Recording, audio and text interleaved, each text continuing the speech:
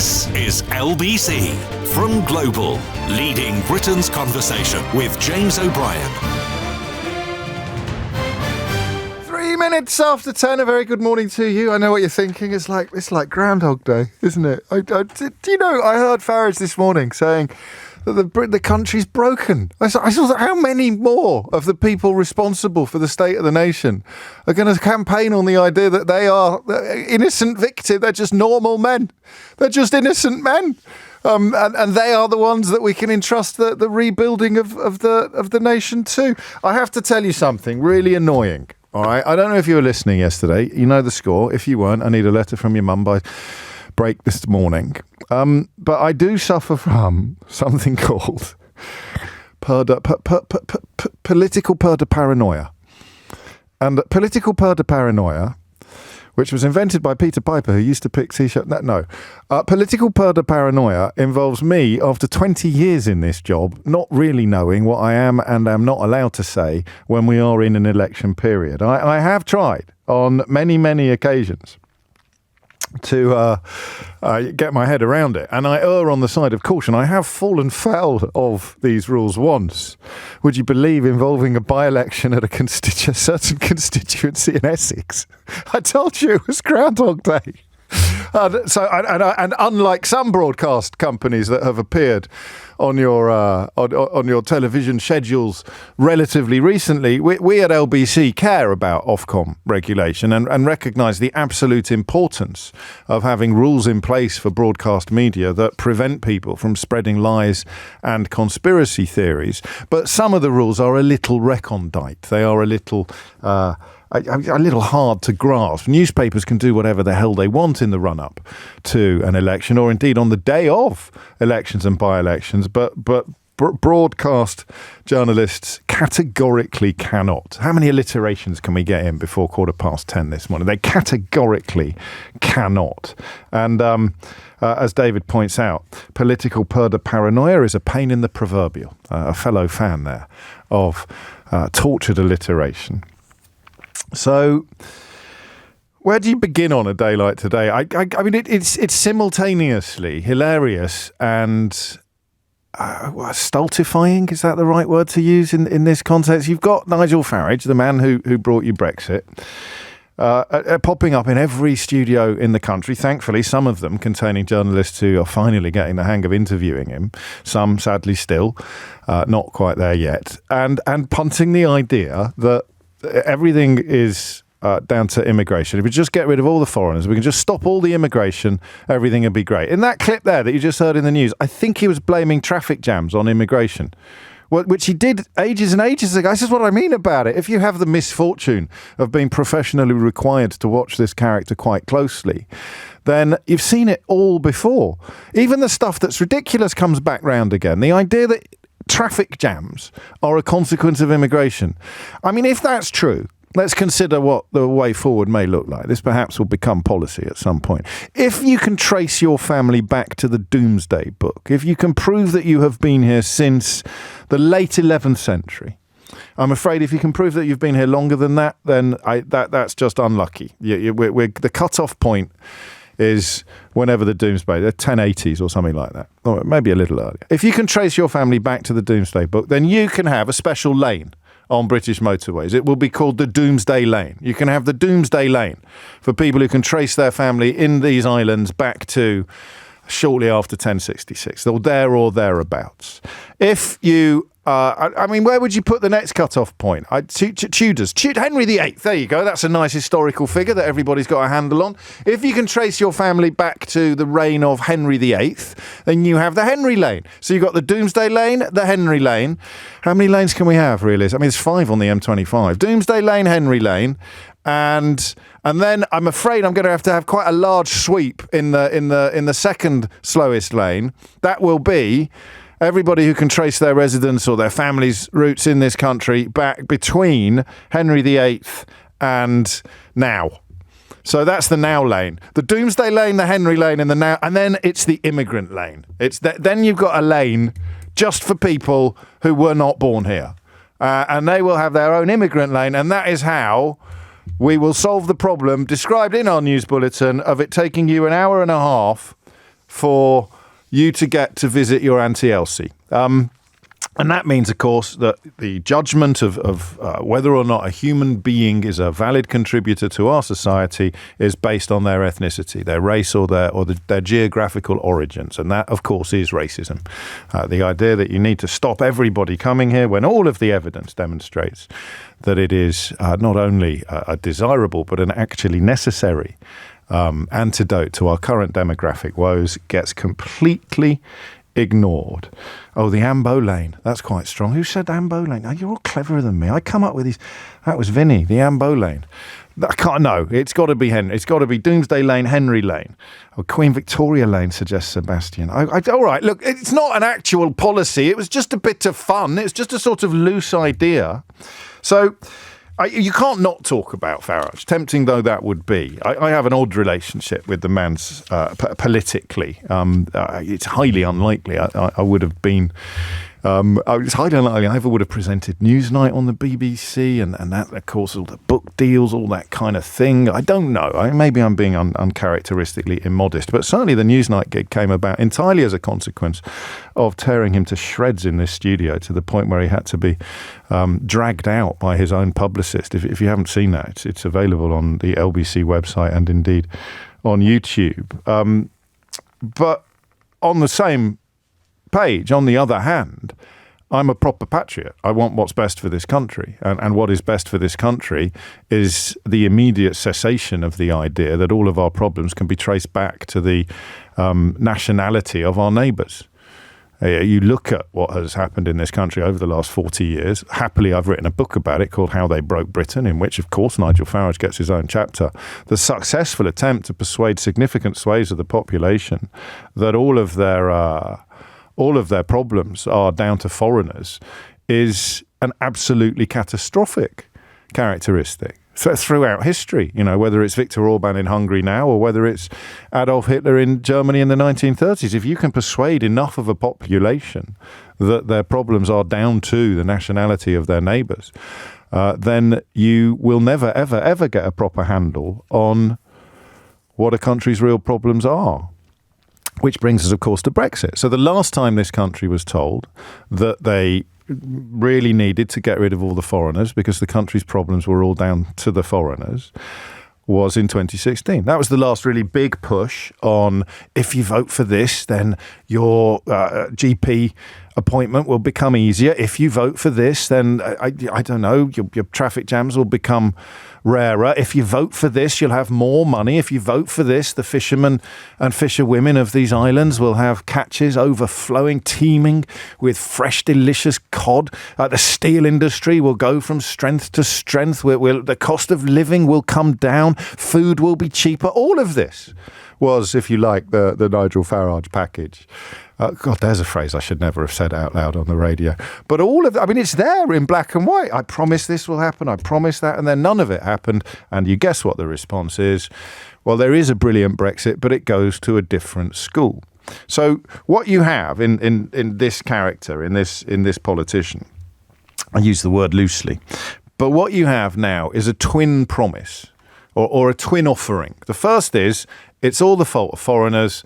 And the second is, Brexit being a disaster has nothing to do with me, the man who was probably most associated with explaining why Brexit would be brilliant. So you have to recognise his contribution to the Brexit vote, and you have to talk about it now because, unfortunately, he is a significant figure.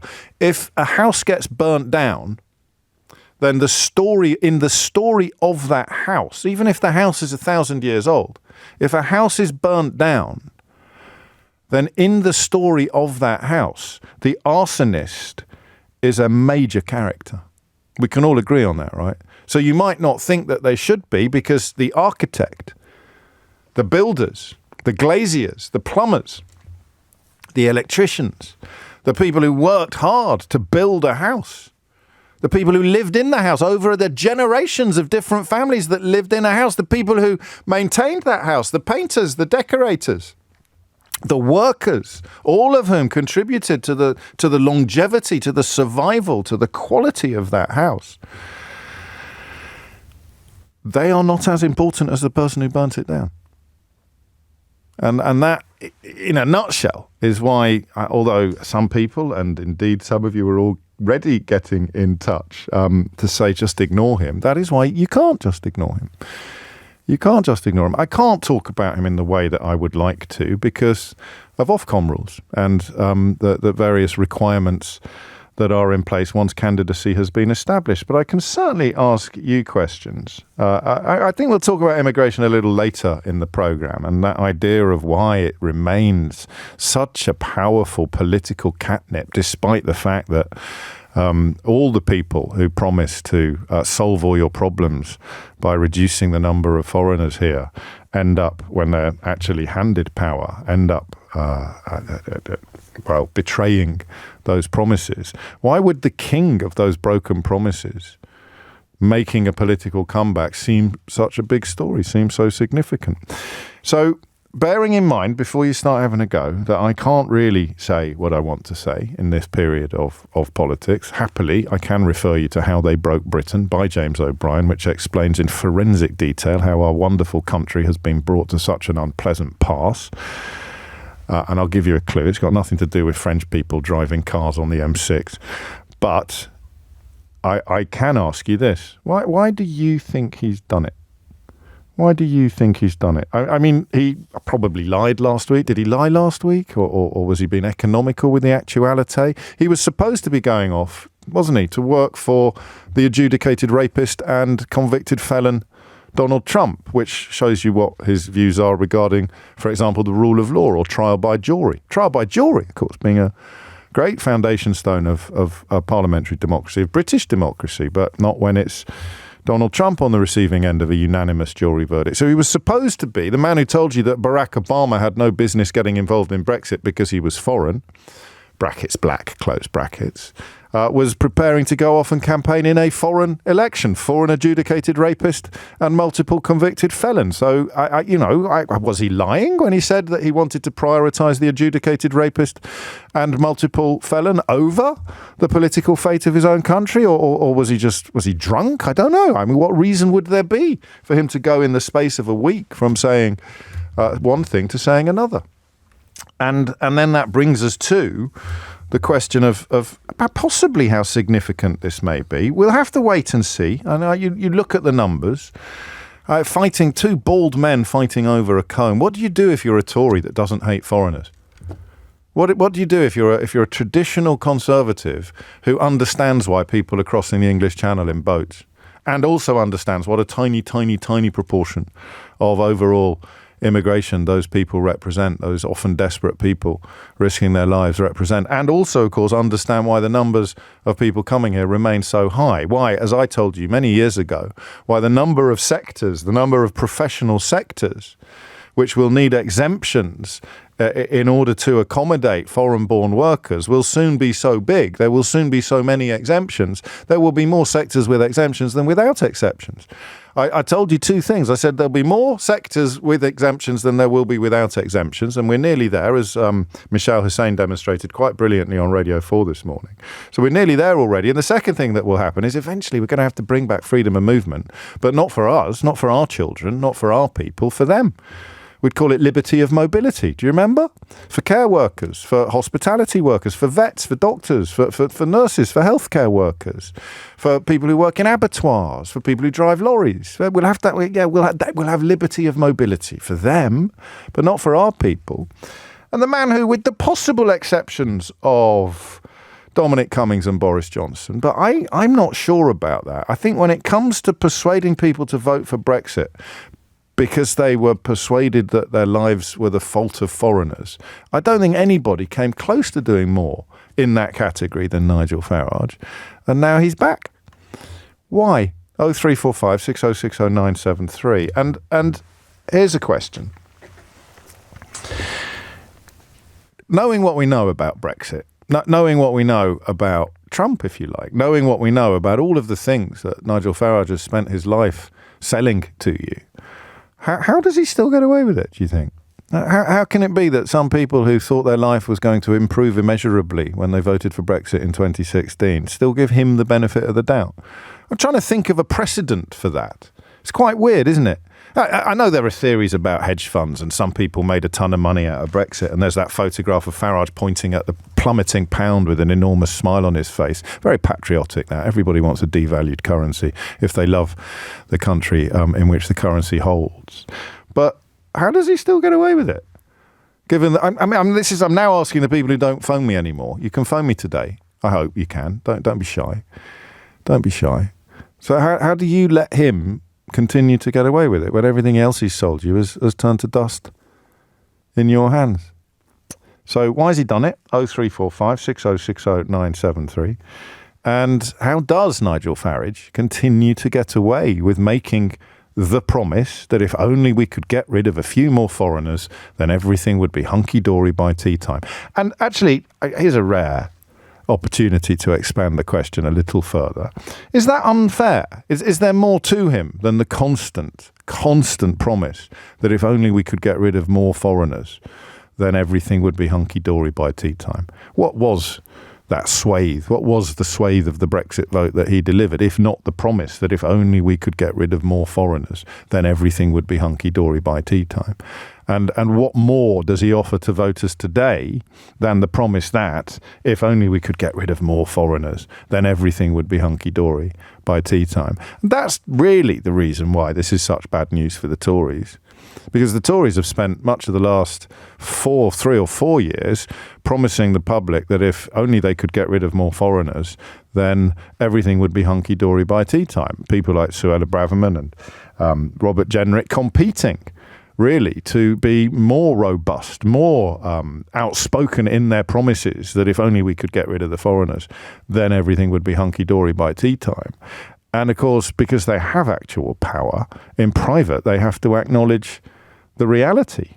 In public, they have to trumpet the fantasy. It's a mad moment. It's an absolutely mad moment in British politics. In fact, moment is not quite the right word. It's much bigger than a moment, because it has defined the post-Brexit period of politics. As Brexit fell apart, so the promise, the twin promise that if we just got rid of more foreigners, everything would be fine, and there is a brilliant Brexit, but it goes to a different school, has come to dominate the right of British politics. So it's natural and inevitable that the man who embodies those two fantasies, those two fraudulent offers, is back in the game. Why do you think he's done that? 0345 6060 973. Hit your numbers now. You will get through. And I like this question because there's no definitive answer to it. It's not mystery hour. There's a few that are obvious, a few that perhaps are less obvious. There's a few that you might like, a few that you won't like. But the bottom line, of course, is that he probably doesn't even know why he's chosen this moment to do it. Was he planning it all along? Did he have a year to make a decision and then he made the wrong decision and a week later decided to make the right? Do you see what I mean? It's as I say, throughout, it's simultaneously hilarious and horrifying. So why has he done it? 0345 6060 973. James O'Brien on LBC. 24 minutes after 10 is the time. And just before we open up the phone lines, if you think I'm exaggerating about the difficulty or the difference between shouting quasi-racist or xenophobic fantasies in opposition and actually having to provide substantive policies in power, then your man Nigel actually provided a perfect example of that unintentionally this morning. So this is the difference between making ludicrous pronouncements about immigration and actually having to come up with a policy that might address the problem that you insist is enormous. See, I think it's clear from this clip which party's policy is under discussion, but well, you couldn't make it up. So 600,000 is an acceptable number of people coming to the UK every year. Yeah, should we talk about the election as well? What about that? This is a key election pledge on immigration, as I understood it. It certainly is. So 600,000 is an acceptable number to come to the UK every year. Far too many, but if that's what we need and if it makes you happy, that's what we'll do. There's another part of what you've put forward, which is secure detention for all asylum seekers and asylum claims that arrive through safe countries being processed rapidly offshore in British overseas territories. Which territories do you think would do this? Well, that would be up to us, wouldn't it? And they'd get money for doing it. But hopefully hopefully, we wouldn't need to do that. But have you looked because into what we this? do, Because overseas territories include the Falkland Islands, Gibraltar, Montserrat, Turks and Caicos Islands. If you're putting this forward, where do you think, which overseas territories would be open to this? I don't think it's terribly practical. What, the policy you've put forward is not practical? I think it's a very difficult policy to work. And I haven't put it forward, by the way. Why is it on your website? I took over yesterday, so give me more than 12 hours and I'll sort a few things out. Okay, so that one's going, it sounds like. Here's the main thing. We should deport people who come to Britain illegally. So already abandoning policy because he knows that actually writing this stuff down means that it gets scrutinised, whereas being able to shout from the rooftops that we should just deport people gets headlines and sadly wins the votes of credulous, frightened and often very uninformed people. But that other bit about immigration policy and the sectors that need jobs, that was my second favourite Nigel Farage clip of the morning. All right, this is my third favourite Nigel Farage clip of the morning. Here he is being presented with a little slice of reality by the same interviewer, Michelle Hussain, on the BBC Radio 4 Today programme. For my money, by some distance now, the best in the business. Coming to work on a work permit is very different to coming and being allowed to stay and bring dependents. The whole thing has been wide open to abuse. The government have done nothing about it. And yes, there are significant changes coming to immigration policy now.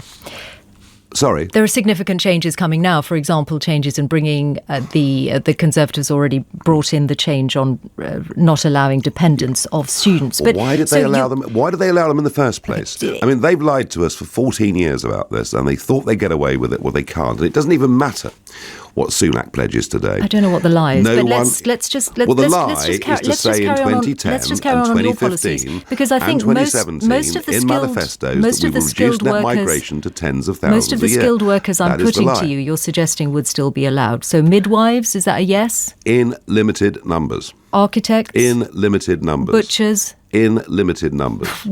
Bakers? This is really getting rather silly. Well, it's a large. That's what I'm suggesting. That actually, if you think about these occupations, there is a large number of different occupations that it appears this country needs. And this is you see what I mean about it being simultaneously hilarious and horrifying. If you listen to this programme, you've heard all of this before. You know that all of these sectors are crying out for people, for humans. And you know that Farage's entire political career is built on telling those humans that they're not welcome here. And even, presumably in the next stage, trying to get rid of some of the ones that are already here, which was the big promise made during Brexit. Those are the calls that we took.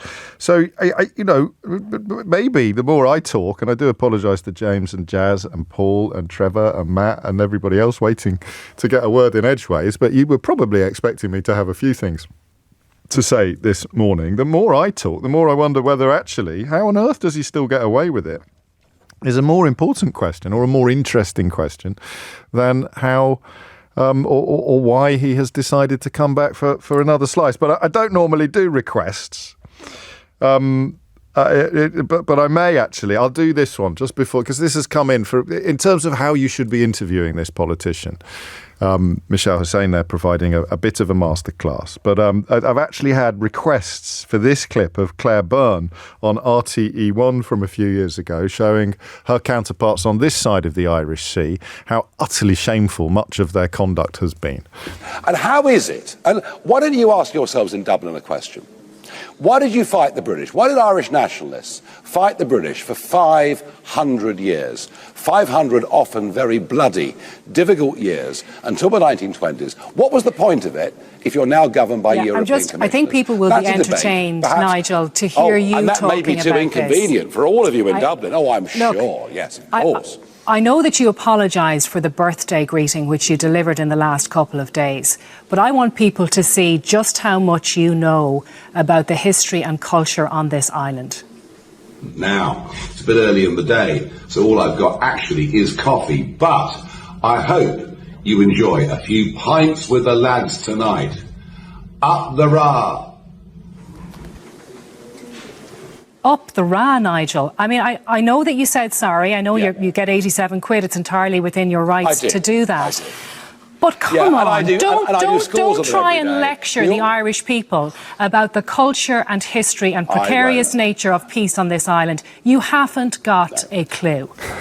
That was a recording of him offering up pro-IRA slogans without apparently realising what he was doing. But as Claire Byrne pointed out, there was 87 quid in it for him. So, 10:31 is the time. Coming up after the news, those two questions will finally be answered by somebody, well, probably be answered by somebody other than me. Here's Thomas Watts with the headlines. James O'Brien on LBC. It is 10:34. If only we could get rid of more foreigners, everything would be hunky-dory by tea time, and there is a brilliant Brexit, but it goes to a different school. And with those two simple promises, or claims, you can command the attention today of the entire British media, including me. But I've explained that bit. It's time for someone else to have a go. James is in Tunbridge Wells. Are you disgusted? Not at all. Thank you very much, James. Lovely to meet you on the airwaves. Thank you. I'm very sorry that you won't have the opportunity to vote for Ian Dale in the coming election, but that ship has sailed. Anyway, on we go. Thank you very much for having me on the show, and also thank you to creating a tonic to the right-wing media. It's always refreshing hearing your voice. I hope so. Thank you. Thank you. The question was about Nigel Farage and what's the play. If we go back to 2014 and UKIP and Cameron and how, because the Tories want to stay in power, the only way they can do so, because the right of centre vote is always smaller than the left of centre vote, if you break it down.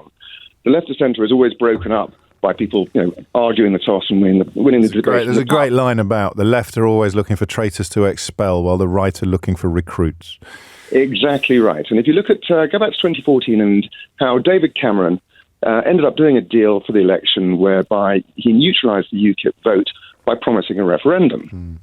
Yeah, and as a result of promising that referendum, we had Brexit, which was, of course, a venture capitalist ideologue idea, which made a lot of people a lot of money, but not the UK. So, fast forward. What's he doing on this occasion? So, what happens after the election? Now, he's saying that the following term that he might get elected under what do they call it? Reform. Yes. Yes. However, if he gets into Parliament, he's cozied up with the Tories before. You remember that wonderful image of him and Priti Patel dancing at the Conservative Party. Can we get the eye bleach, please? Could we? Thank you. Carry on. So, think this one through a little bit further. Go on. If he wins the seat in Clacton, which is a likelihood. And a full list of candidates in that constituency is available at lbc.co.uk/candidates. Carry on, James. Yep. So if he were to win that election in Clacton, then he becomes an MP. If he becomes a sitting MP, what happens after the election? So after the election, the Tories have a lot of soul searching. And the likes of Suella Braverman and Cammy Badenoch, as we know, will argue that the Tories didn't lurch far enough to the Didn't make enough promises about getting rid of foreigners, making everything hunky-dory by tea time. Exactly right. So at that point, there's an internecine battle within the Conservative Party, at which point, who prevails? Step forward, Nigel Farage, who can then defect from Reform to the Conservatives, to lead the Conservatives into a new promised land where they move further to the right. Yeah. And the membership, the people that brought us Liz Truss as Prime Minister are almost certainly... Absolutely would back him too. Yeah. Exactly. And also, if you think about Suella Braverman or Cammy Badenoch... If they're there, I mean, the other big story yesterday got somewhat overshadowed was the Sky News mega poll, which I suggested a bigger majority for Keir Starmer than Tony Blair achieved in 1997. So some of the names that we reach for when trying to depict the deterioration of the modern Tory party won't necessarily be in the frame come the revolution, or rather come the election result. So, because I think the man is such an egomaniac, let's be frank about it, he's a complete egomaniac, that the idea of him sitting in Parliament is, and getting very little airplay, except when he makes a fuss or waves a Union Jack or something, it's not going to satisfy him, is it? He's not going to be. So then why not the American thing then? That would have satisfied his ego, wouldn't it? Being a kind of warm-up man for Donald Trump, albeit that Donald Trump is, obviously a liar, an adjudicated rapist, and now a convicted felon. But we know that Nigel doesn't really care about things like that too much. Well, maybe the negotiations didn't go quite to plan. Well, maybe he could do both. Pay him. Maybe he could do both. Maybe he's going to have his cake and eat it.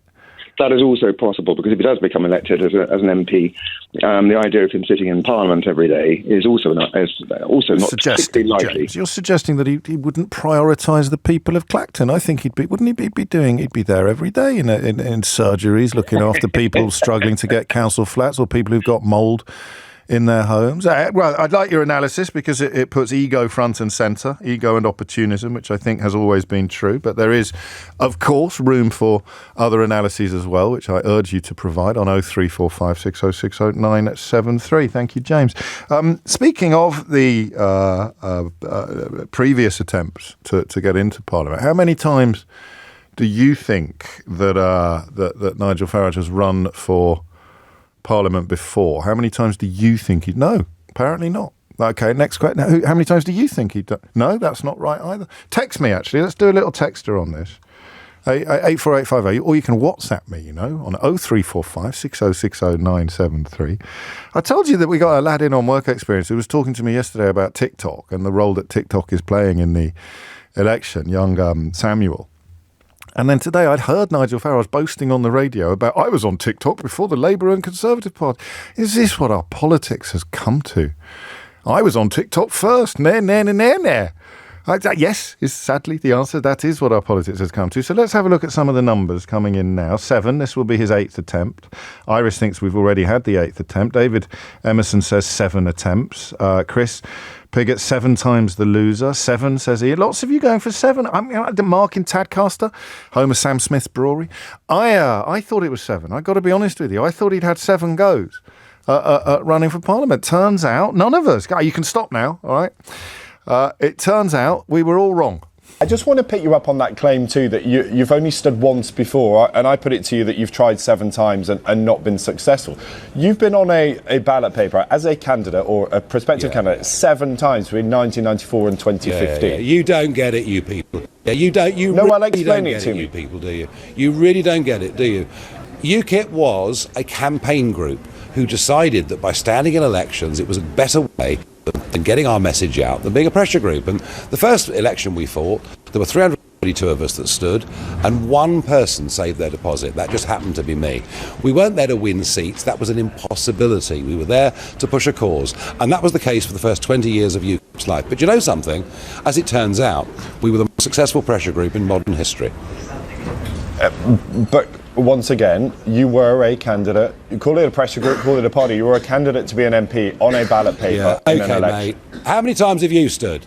I haven't. How many times I'm have just you asking. Stood? What do you know about it? How many times have you stood? I'm asking you the questions, Mr. Farage. I mean, the challenge here is people will say, look, you've tried it before, well, I tell you didn't manage ask to something do it. Intelligent. What makes this time any Ask something different? intelligent and we'll carry on with the conversation, shall we? I'm interested in why people should trust you that 7 times previously you didn't manage to do that. No. You also I think you're very, very boring, and I think your viewers will find you very boring, and you ought to do rather better as the state broadcaster, in my view. You also use the phrase "you people." What do you mean by that? Well, I think the metropolitan elite in London, it's quite easy to characterise as you people, and that's the point I made just a few minutes ago. What makes me metropolitan elite, Mr. London, Farage? talk to ordinary people, and there is a real. Well, you work for the BBC, I've been in that building. Doesn't mean you are personally, but generally, politics and media and big business tend to come to the same views on pretty much everything. And as we found out in the Brexit referendum 2015, out there in the real country, people look at things differently. Yeah. Ben Thompson there at the BBC doing very well to keep a straightish face as Nigel Farage tried to claim that he don't. Do you remember when he popped up on Russia Today with a moustache? That kind of that idea that he wouldn't even put it past him, would you, to turn up on television with a moustache claiming to be Nigel Fridge, or just not to be the same person, to be but attacking a newsreader or an interviewer for not having run for Parliament it reminded me of something. It reminds me of something from the dim and distant past. I can't quite put my finger on. James O'Brien on LBC. It is 10:48, and if attacking journalists or attacking the media sounds familiar, here's a little reminder of Donald Trump when he was still on Twitter. Michael Wolff is a total loser who made up stories in order to sell this really boring and untruthful book. You just heard Farage accusing a BBC journalist, counting, not even offering an opinion. Just say, how many times have you stood for Parliament? Farage says once. It's literally 7 times. You can count it. But Donald Trump here saying, really boring and untruthful book. He used sloppy Steve Bannon, who cried when he got fired and begged for his job. Now, so, you know, if you think there is a limit on how obnoxious these people can become in pursuit of power, and propelled, if you like, by parts of the population that thrive on this sort of nonsense and hatred, then I just remember what happened in America. Do you know, speaking of sloppy Steve Bannon, the one bit of the jigsaw that never quite came together, or hasn't come together yet, certainly on this side of the Atlantic, was the bit where Bannon said, let them call you racists, let them call you xenophobes, let them call you nativists, wear it as a badge of honour, speaking to the French National Front on that occasion. And I wondered at the time, we did together, didn't we, wonder at the time whether that would actually happen. Because the one thing that Farage fans hate being called is racist, which is weird in many ways.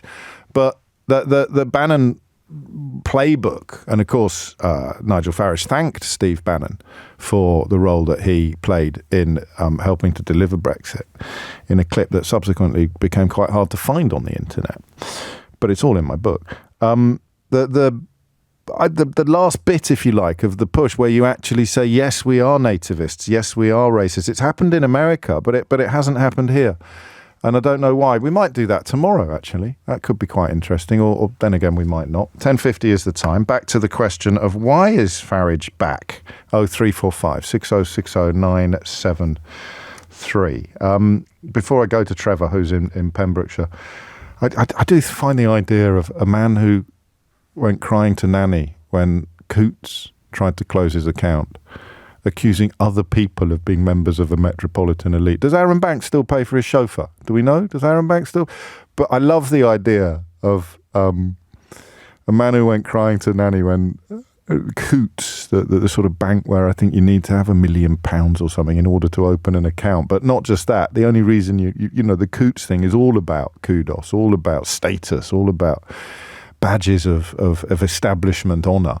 Still getting away with calling other people members of the metropolitan elite. As I say, every corner really this morning. It's simultaneously hilarious and horrifying. But on it goes. Trevor's in Amroth. Trevor, what would you like to say?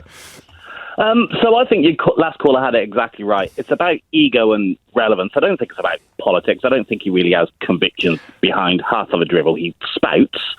But with Trump being convicted, like, Nigel's a nobody in America. They don't really care about him. I don't know that that's true. Well, I mean, certainly not in the kind of very right-wing Republican, don't mind the fact that Trump's an adjudicated racist corner of America. He's very popular. Rapist, not racist. Sorry. The media over there won't pay any attention to Nigel, but our Fox media, News will. Even the Mail, I think, may turn on him a bit more now that Trump's been convicted. Okay, yeah, maybe. So I don't think that's as much of an option.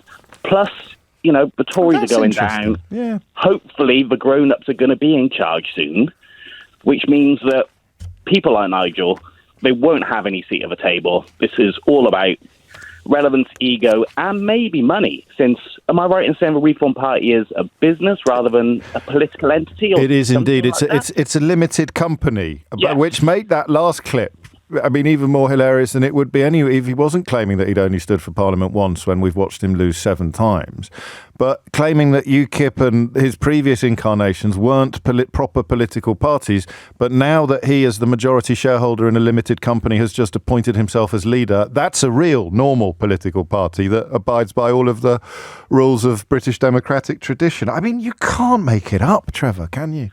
And he's not a politician by any measure. He's a TV personality. He's a pundit. He has his own show. So that's not so. Yeah, but you know, when he worked here, he used to tell people he was going to be prime minister within a couple of years. I mean, the ego and ambition are not mutually exclusive. The most famous job in the land. Yeah, but why? Why does he want to do it? Answer: why did Boris Johnson? That's probably the only parallel I can think of in recent British politics. Why do you want to do it? Because it would feed my ego. It would make me feel special, and the same. And hopefully this is the dying breath of these character politicians. instead of the grown-ups.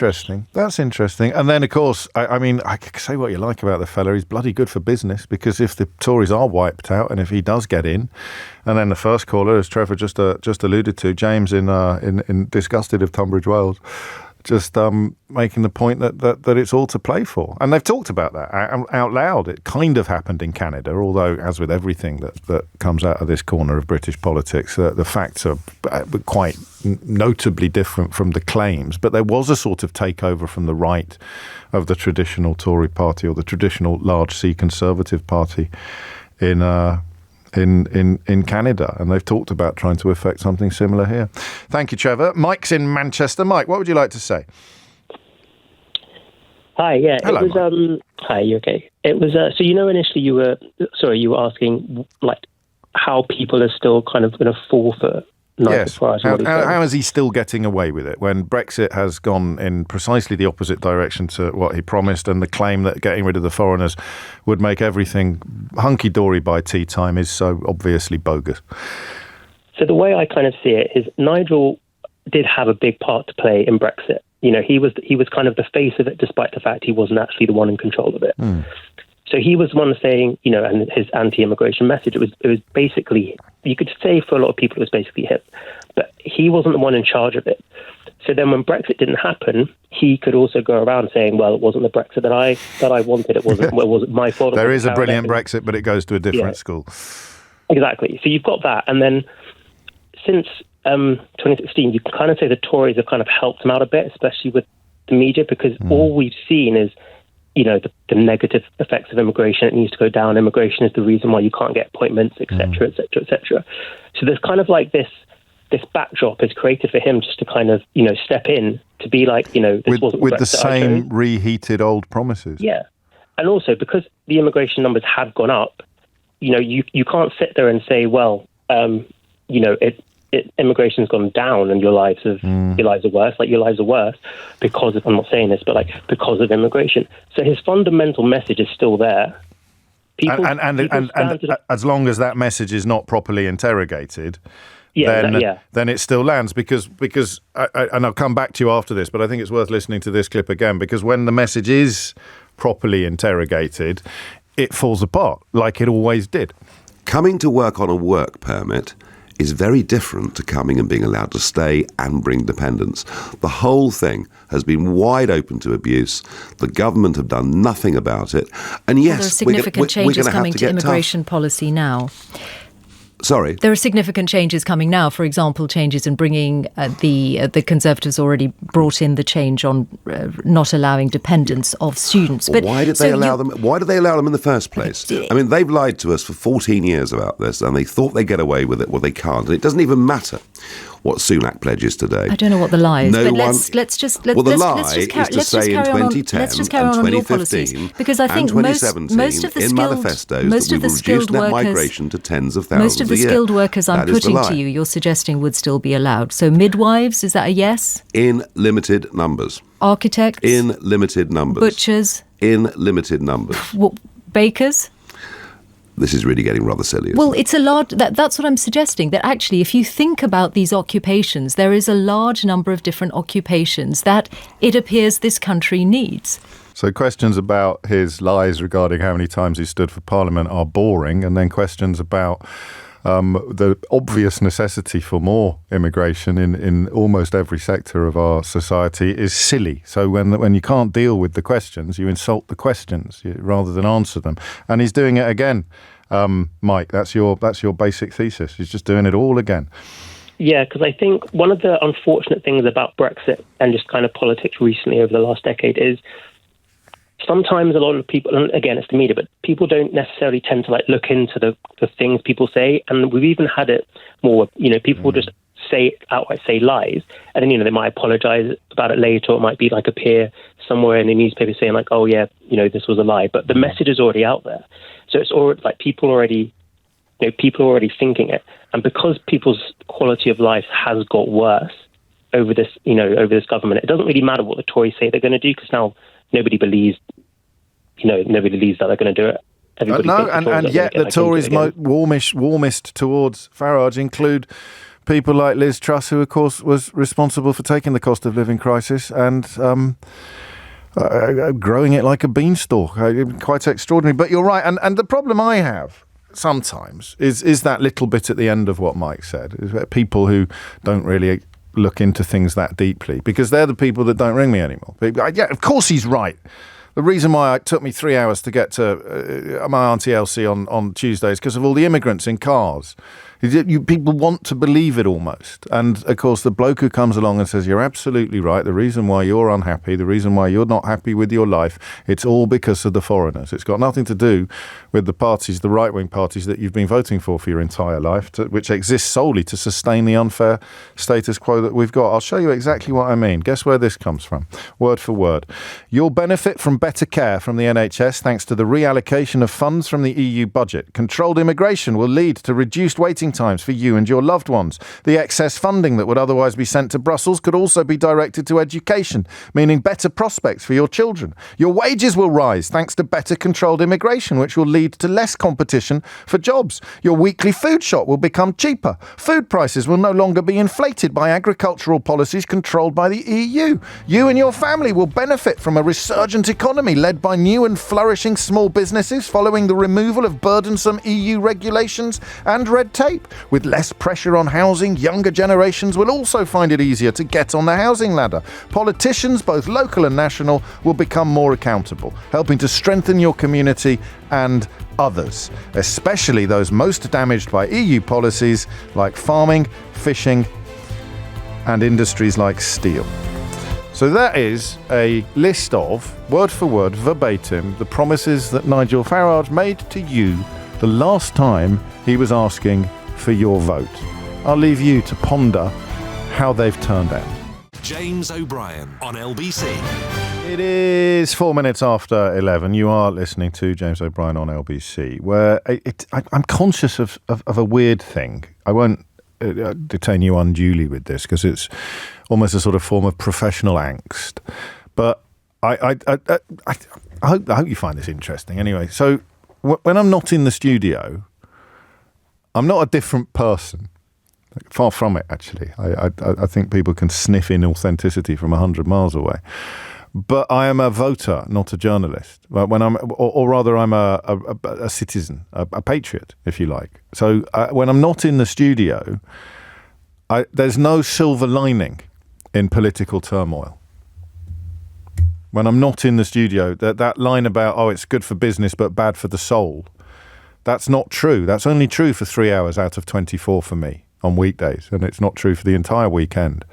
When I'm not in the studio, I can feel soul sick at what has happened to our country in recent years. What has happened to everything from the NHS to the waterways. I'm genuinely soul sick, and I have strong opinions on who is responsible for it, which I have talked to you about endlessly. You must sometimes feel, and I've written. Thankfully, a very, very successful book about exactly who and how I think that these diminishments have been achieved. And when I'm in the studio or when I'm at a book festival or a book signing, I get the silver lining. I get the professional boost of the turmoil, of the horror show. And it happens usually on a day like today. It kicks in at about 11 o'clock. So for the first, I don't know if you can ever detect it in my tone or my delivery, but for the first hour on a day like today, that tension between it being hilarious that Farage is back and it being horrifying, just simple terms, because of what happened last time he asked for your votes.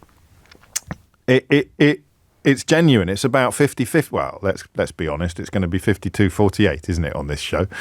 But by about 11 o'clock, I feel the thrill of the topic, the thrill of the turmoil kicking in professionally.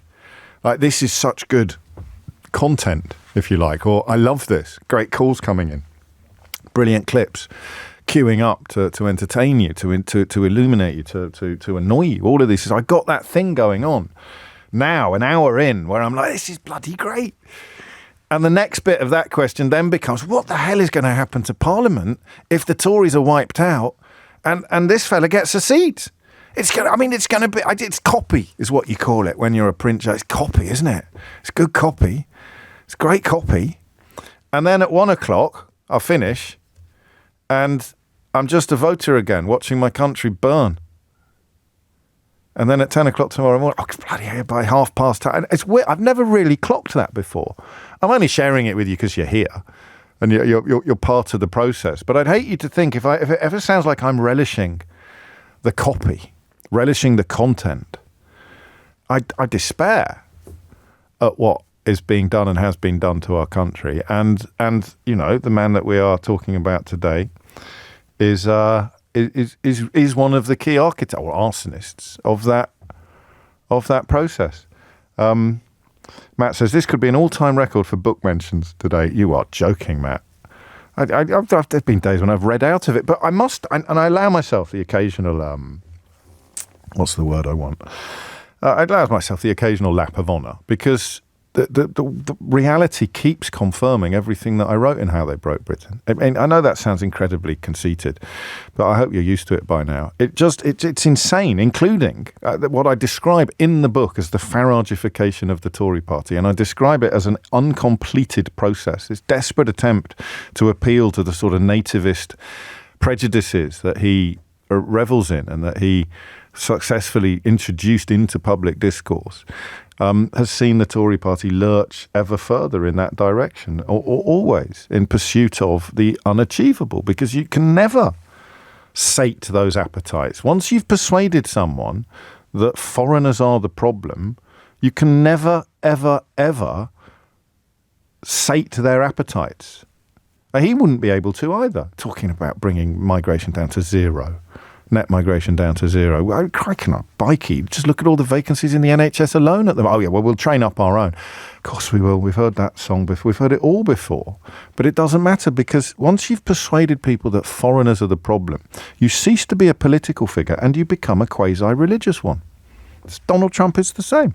We can sit here as centrists or liberals wringing our hands forevermore, trying to work it out, but it's really not complicated. Once you have successfully not just persuaded people, but also, of course, seduced the people who already believed it, it's a simple answer to a complicated question. It's completely untrue. It's racist because it's a lie about foreigners.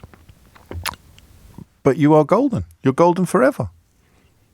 Even, I think, when you're asked to prove your point, you can blame it on somebody else. You can blame it on the metropolitan elite. You can blame it on journalists. You can blame it on the BBC. If it wasn't for the pesky BBC, we'd have got rid of all of the foreigners. If it wasn't for the metropolitan elite, Brexit would have gone brilliantly. It's this endless narrative of whining, bogus victimhood that can get really exhausting.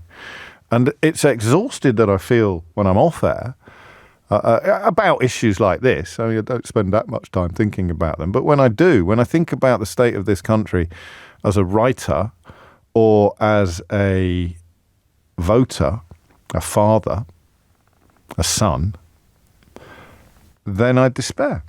But oddly, when I'm in the studio, because I love this, I love getting to talk with you every day. I love getting to work stuff out for myself live on air. And then I catch myself feeling Catholic guilt at about 11 o'clock about actually enjoying what sometimes feels like examining a carcass or describing a car or watching a maggot-ridden animal in its death throes. And, of course, a big part of that is paying a lot of attention to the biggest maggots. You have to. You have to. Don't you? If a creature you love is being infested with maggots, you ignore the maggots at your peril. 11 minutes after 11 is the time. You are listening to James O'Brien on LBC. Steve says, "There's no one in Idiot's Corner this morning." So I've been trying my best to keep an eye on the inbox, but it's one of those days when I've got plenty to say and the phones are buzzing away and I can't keep chat with that. I'll try and find someone for Idiot's Corner in a minute, but it will be someone who we've talked about a lot already today, won't it? It'll be someone who thinks if we could just get rid of the foreigners, then they would stop feeling like an inadequate failure. And the tragedy is you could get rid of every foreign-born person in the country and you'd wake up tomorrow and you'd still feel like an inadequate failure. And I wish I could help you more, but I can't, because you'd rather swallow the snake oil. So 2 questions remain in play, and then we'll open it up a little bit to the broader political impacts, perhaps, of the Tory wipeout. That was the other big story yesterday. The Tory wipeout, the polls are now, the polls predicting Tory wipeout are no longer outliers. They are now the narrative. And by wipeout, I really do mean wipeout. And I think we should probably have a chat, shouldn't we, at some point today about what that might mean. Regardless of what you think about Keir Starmer, the notion of a Tory party in existential peril, and Farage has definitely contributed to that, of course, because he comes at it from the right, from the far right, some would say, while Labour is hoovering up from the centre at the moment. What the hell does that leave? Who on earth is going to be left to vote for the Conservatives is becoming a question that I don't know the answer to. But if the wipeout happens electorally, what's Parliament going to look like? And of course, when you wonder what Parliament looks like, in some ways you're wondering what the country is going to look like. It is 13 minutes after 11. Matt's in Greenwich. Matt, what would you like to say? Oh, good morning, James. Hello. How are you? Very well indeed. What have you got? Well, I'm sorry, I missed some of the programme, so I'm sorry if I'm covering some points that have already been raised. But he's got what he wanted. He's got our attention. Yeah. It was headline news at 10 o'clock last night, which is I think that's reasonable, actually, sort of objectively. As a news analyst, it's a shame, but the time to ignore him has passed. I don't think he's going to play a significant part in the role in this election. No, I'm not sure he is either, but that might be wishful thinking. I mean, this guy, right? He's got our attention, and that's what he wants. He's like a child with, he's like a very needy child. Yes. While I was waiting, I just had a quick look online, and apparently he lives somewhere in Kent, just around the corner from his mother, which is nice. Just perfect, isn't it? Yeah. He still needs to be close to his mother. Oh, no, you can't. Don't flipping act, Matt. Don't put me in a position where I have to defend Nigel Farage. I'd love to live near my mum. He walks into the pub and he holds his arms out open like Bruce Forsyth. Welcome me. Here I am. There's a neediness, isn't there? There's a neediness that is, really odd, frankly. Yeah, given that it's simultaneously repellent and needy is quite an odd psychological. It's slightly pathetic, but the fact is we're all glued to the TV and listening to radio shows like this and watching Donald Trump. But, yeah, that's what I just tried to describe, that weird mixture of guilt and relish. Yeah, exactly. But he described his day yesterday in the press conference. And you know what? I woke up yesterday. It was just a normal day. Took the dogs for a walk. I went to the pub, And then I thought, do you know what? Actually, maybe I should stand for to be MP of Clacton. Do you know what? He might as well have said I was sitting on the toilet and I'd run out of toilet paper and I thought I need a solution to a problem. Well, here's a solution to a problem. I'll go and run for Parliament. It is odd, isn't it? I'm going to run for Parliament. I mean, if he'd have come out and said, I've been campaigning hard. I've been to one of the places I'm really worried about is Clacton. I've been there. I've heard their concerns. They've got potholes everywhere. Yeah. The library's closed. There's no dental appointments. The people are crying out for someone to represent them. I don't know who's representing them at the moment, but the Conservative candidate is called Giles Watling. But I only know that because he played the vicar in Bread. Would you believe, the one that married our Aveline? Well, that's obviously an important thing to have on your CV when you're going to be an MP. Don't knock it, mate. If I've got to come back to that. That's why they pay me the big bucks. That's a full list of candidates standing in Clacton, which of course isn't declared completely until Friday, is available at lbc.co.uk/candidates. But it's an odd one, isn't it? Well, then he goes on to in his press conference to say, I changed my mind, and it's okay to change your mind. Yeah. Well.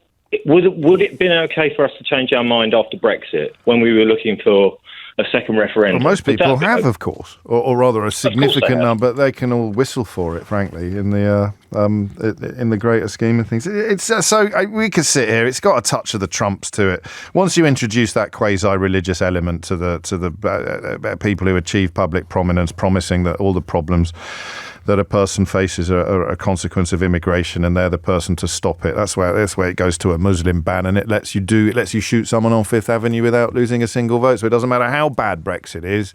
People who love the promise that it's all the fault of foreigners and I'm the person to fix it will.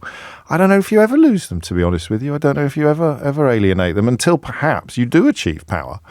And you, like everybody else before you, has to acknowledge the gravitational reality of this country's need for incoming workers. The only question then becomes, how welcome do you make them feel? 11:17 is the time. Thank you, Matt. James O'Brien on LBC. 20 minutes after 11 is the time. So given that I've had a lot to say today, some people have been waiting for so long, they've probably forgotten why they rang in. I will take more calls on the questions that we've started with, which is why do you think he's back and how does he still get away with it? 03456060973 with a side order, of course, of he's not getting away with anything. He really is the Messiah. And then this polling that came out yesterday and actually should have demanded more attention. I know that polls only ever suggest things, all right? Suggest. And the closer the closer to an election you get, the more you have this obsession with polls. But this one can't be ignored. Some of the extrapolations being done now, it's a relatively novel process, and this one is huge. I mean, it's like a double whammy even for the Conservative Party.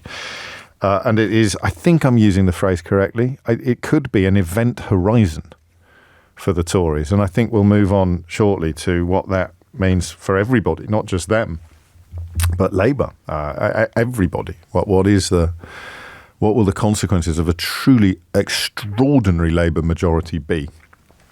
In fact, I've got a couple of phone lines free, so you can get in early on that if you want before I introduce it properly. 03456060973 is the number that you need.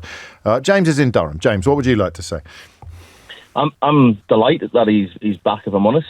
I think it gives people another option because, quite frankly, looking at Keir Starmer and Rishi Sunak, I wouldn't really fancy voting for either of them. Well, you don't live in Clacton, so you already had a option in your constituency to vote for reform. Correct, yes, but it wasn't with Nigel at the helm. I think. So what does that change, do you think? I suppose he gives a bit of the Boris factor. I wasn't a fan of Boris at sort of the why would you want the Boris factor then? Because he's backing Britain. Who is? Nigel. How? Nigel. He's putting the British values there first. And so can you talk? I love that phrase. I like it a lot, actually, James. Can we go through what you think they are? Yeah. So if I go on holiday to Dubai. No, I want British values, not theoretical holidays. That. So what are British values? This is what I'm about to say. If you let me finish. Of course. If I go to Dubai, I respect Muslim laws. I will fully respect it. You don't drink in public. You're not allowed to walk around with your top off if you go through the hotel lobby. But I find it funny that you're getting a lot of people that are coming over here who don't want to follow the British values of respect, looking after the society, looking after your home. They're coming across and wanting to change our rules so for example, how we live. Well, I think Nigel's pretty... And which rules? Give me an example of a real person trying to change a real rule. Well, you look at Sadiq Khan. He's implementing a lot of rules that a lot of his Muslim voters are wanting. Like what? The one in Sharia law. Sorry, Sadiq Khan has introduced Sharia law? No, he would back Sharia law. Where do you get that claim from, mate? He said it. You think Sadiq Khan has said that he wants to introduce Sharia law?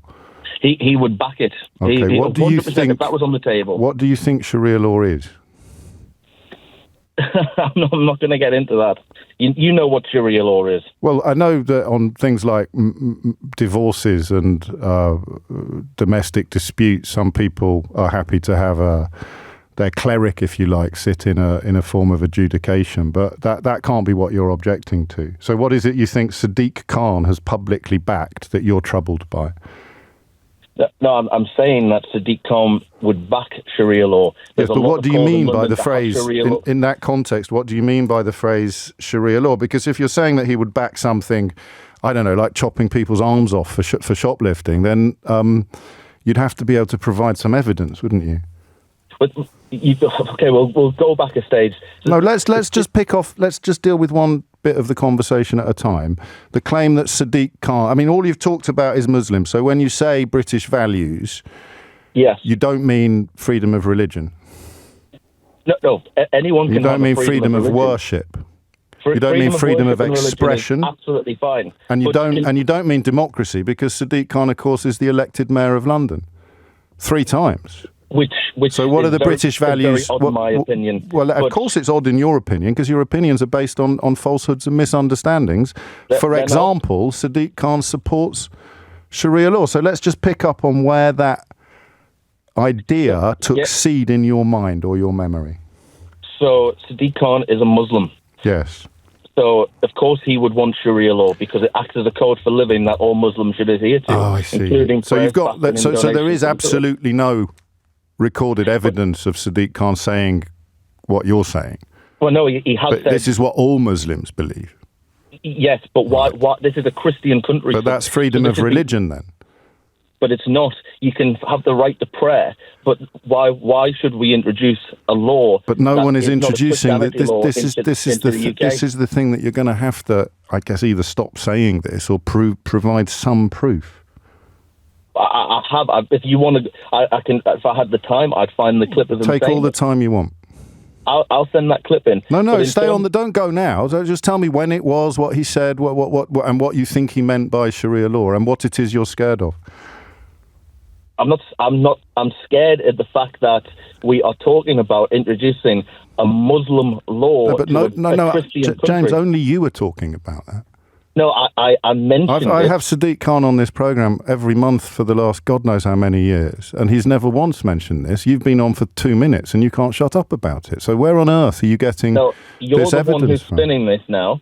Mate, I just need to warn you that everyone can hear you. Absolutely. Right. So where is your proof, or where did you get the idea that... I mean, it's supposed to be a conversation about Nigel Farage representing British values. Yes, and that's what I was getting onto. So when you asking me about, we can't get onto that yet, because we just need to establish when and where Sadiq Khan spoke out. I mean, he's been mayor of London for years. Why hasn't he introduced it? Because I imagine he would have very great troubles introducing it. Well, that would be one answer to the question. The more obvious one is that he's got absolutely no desire to do so whatsoever, which is the point at which you proved to me that he does. It was a post that was going around social media, which had a quote alongside of Sadiq Khan saying that he quoted that they are trialling the law in 3 of London's boroughs right now. Yeah, and they will roll it out in the remaining 30 years. What research did you do into that social media post? It was on the Daily Mail. No, but what checks did you do on it? Well, how can you check something when? Right, do you want me to show you? Okay, you go ahead. Okay, so I'm going to ask you a question, which I promise you isn't patronising. But do you know what Reuters is? Yes, I do. Okay, so an internationally respected news organisation. Yep.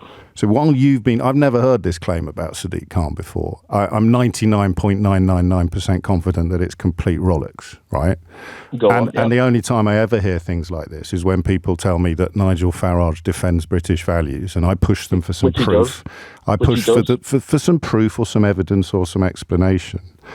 And you tell me that, for example, Sadiq Khan, I don't know what this has got to do with Nigel Farage, but hang on, because I'm just teaching you how to do fact checks. All right? So you tell me that the Mayor of London wants Sharia law to be imposed in London, and you mention a social media meme or quote, and I can find while talking to you, this isn't the BBC, I've done it all myself while talking to you. In fact, people watching on YouTube will be able to watch the process of me just simply Googling a few of the words you've said in this conversation. And up pops Reuters from July the 1st, 2020, saying, fact check, the Mayor of London did not say Sharia law is being imposed in London. Let me read some of it to you. Social media users are sharing a quote attributed to the Mayor of London, Sadiq Khan, implying that Sharia law is being implemented in London. This claim is false. The Mayor of London's press office has confirmed that the quote, which misspells Sharia, is fabricated. Posts showing the quote alongside a picture of Khan have hundreds of shares on Facebook, including you, I imagine, right? The quote attributed to Khan reads, "We are trialling Sharia law in 3 of London's boroughs right now. We will then roll it out in the remaining 30 next year." Correct. I mean, it's illiterate, James. What? So you're saying that was on Reuters that I was proved to be wrong? And it's false. Okay, well, I'll do what politicians can't do and accept that. But look how much you've built on it. But equally, that still doesn't change my opinion of that when you're asking me about the British values, there still is a lot of talk about Sharia law. Right. Well, there's a lot of talk about, I don't know, anti-vax rhetoric. Correct. There's a lot of talk about lots of things. That's freedom of speech, isn't it? It is freedom of speech. But you're not opposed to freedom of speech because you're in favour of British values. Absolutely. But not all speech should be free. No, there's a difference. Freedom of speech seems to be one-sided, very one-sided. Okay, so who doesn't have freedom of speech then? I'd probably say the white working class man. What do you want to say that you can't say? You can say it to me, I promise. I'll protect you. Okay, but what I'm saying is, how do you know that I'm white? You've just assumed that there. Okay, are you? I am, yes. But okay. Let's carry on then. What's the thing you can't say that you wish you could? No, what I'm saying is, when you're on about British values. No, that was you. I'm waiting for you to tell me what they are. I'm not going on about them. No, but you were asking me, and then you're saying in terms of how it's not sort of getting out there and freedom of speech. Well, how come? And I'm not a Tommy Robinson fan, but the media was reporting that there was only. Why aren't you a Tommy Robinson fan? I mean, I agree with some of his points, but the way that he goes about it, it probably doesn't help. What points do you agree with? That we're losing societies. But we've just established that your main reason for being fearful of Islam is completely false. I never said that was my main concern. What's your main concern then? My main concern is that we, as working class British citizens, are losing a lot of our... Lots of working class British citizens are Muslim. And I haven't said anything against that. You're spinning words. I'm not. It's a bit like when I'm just saying, how can you be talking about Muslims and working class British people as if they're different? As if they're different. I'm not. Right. So what is the stuff you agree with Tommy Robinson about then? And I do want you to say the stuff you feel that white working class people aren't allowed to say. What sort of thing are we talking about here? So I'll go back to earlier what you were saying about the boats coming across and what Nigel Farage has been saying. No, I want you to tell me what you think you can't say. I'm leading on to that. If you'd let me finish. So, it's 11:33. I do want to talk to you for a bit longer, but just move on to it as quickly as you can, James. No, absolutely. So, thank you.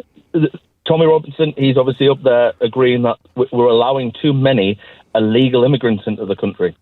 We're allowing an army of men to come across. Right.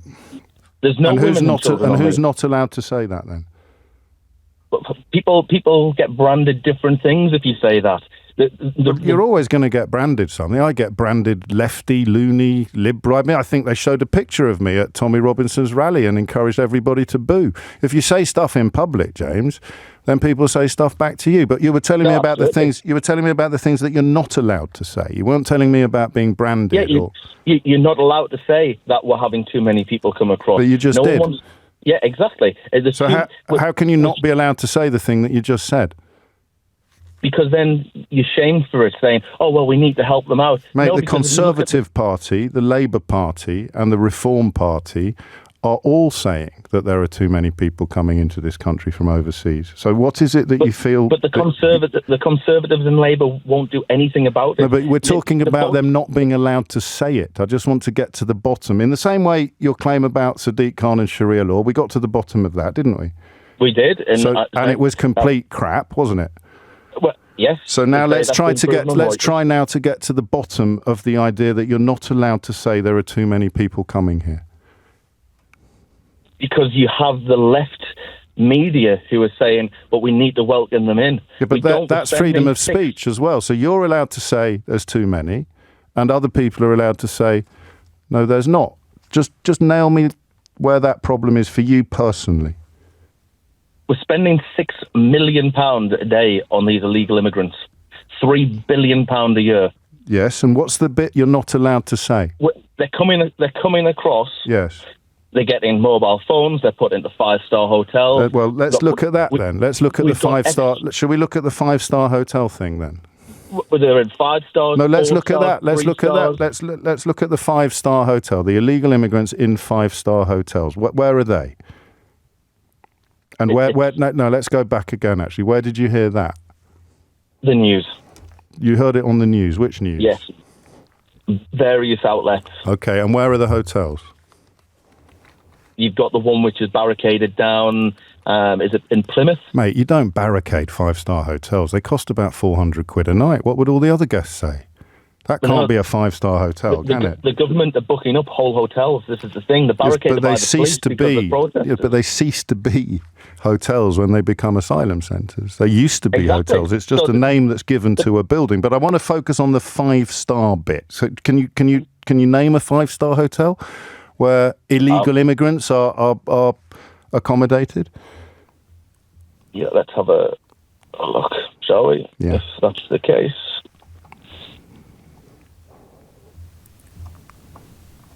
So, news article here. Thousands of asylum seekers and channel migrants are living in 4- and 5-star luxury at British taxpayers' expense. Where's that? One of the 4 hotels used to be a house. Where is the article? This is on The Sun. And where? Just finish that sentence there. One of the hotels used to be.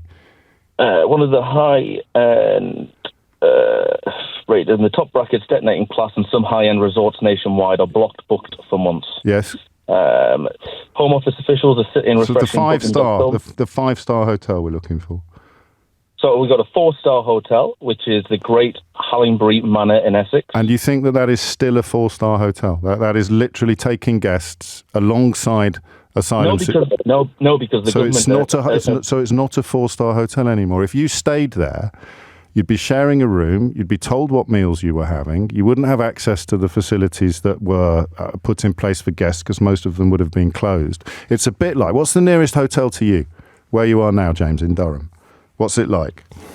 That's probably the Premier Inn is probably the closest. Okay, well, I was in a Premier Inn at the weekend. So imagine that we took over that Premier Inn tonight and we turned all the rooms into dormitories. We put 2 sets of bunk beds in every room. We got rid of the menu and decided what we'd be serving up every morning and every evening. You'd have a very limited amount of choice, if you like, to what food was available. You certainly wouldn't be able to avail yourself of the bar facilities or anything like that. But the building in which this was happening used to be the Premier Inn. We'd maybe even leave the sign outside that says Premier Inn. Would you describe the people staying there in those bunk beds as staying in the Premier Inn? Yes.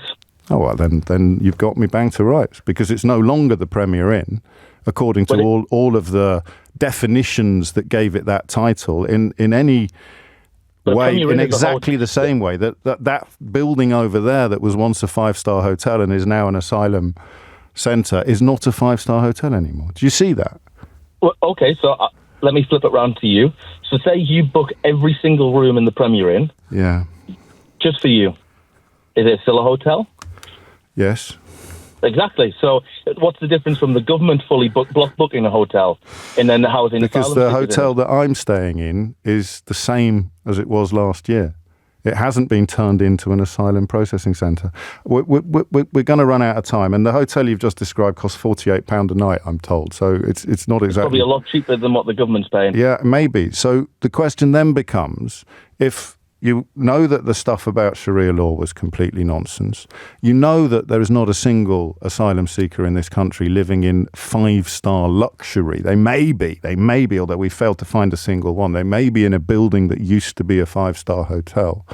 And we know that everything you've said about Muslims, essentially, or I haven't Sharia... said any... No, you're spinning that. Okay, right. Scratch that last bit then. Just the stuff. Let's concentrate on the stuff about Sadiq Khan and Sharia law and nothing about Muslims and the nonsense about the 5-star hotels. Can you tell me in a sentence or two why, when you put the phone down, you're still going to believe what you believed when you rang in? Yes, because... You're seeing it on the, well, I suppose maybe being on the left and in the media might not see it as much. But we're talking about you. You're going to, because we've established two things you believe are not true, and now you're going to put the phone down and we're going to say goodbye, and you're still going to believe what you believed when you rang in. And if you could help me out as someone on the left in the media who doesn't know what the real world is like, if you want to put it like that, that might be helpful. Why will you still believe the stuff that you now know isn't true? Because there's still areas of the United Kingdom that even the police are scared to go to. What are those areas? You've asked me in one sentence. But just give me a couple of examples of those areas. Oldham. The police are scared to go to Oldham. No, there's the streets in Oldham, there's streets in Bradford, there's streets in Birmingham that the police Why are they scared to go there? Because they're outnumbered. By who? The people that live there. The police are outnumbered by the people who live everywhere, James. On your street, the police are outnumbered by the people who live there. So who do you mean when you say the police are outnumbered? But who are they outnumbered by? The foreigners that live there. The foreigners that live there? Yes. How do you know they're foreign? I mean, don't play that. You know they are. It's these areas where they've been swamped. They're not British anymore. They don't follow the British values. And this is the thing. And we're back to where we started. What were the British values that aren't being followed? And everything you said turned out to be false. But you're going to go away convinced that these tropes, these lies, these racist stereotypes are all true. But I've got to go to the news. Thank you. They're not stereotypes. No. They're all, you've got the proof that they're true, but it goes to a different school, right? Right. Thomas Watts has your headlines. James O'Brien on LBC.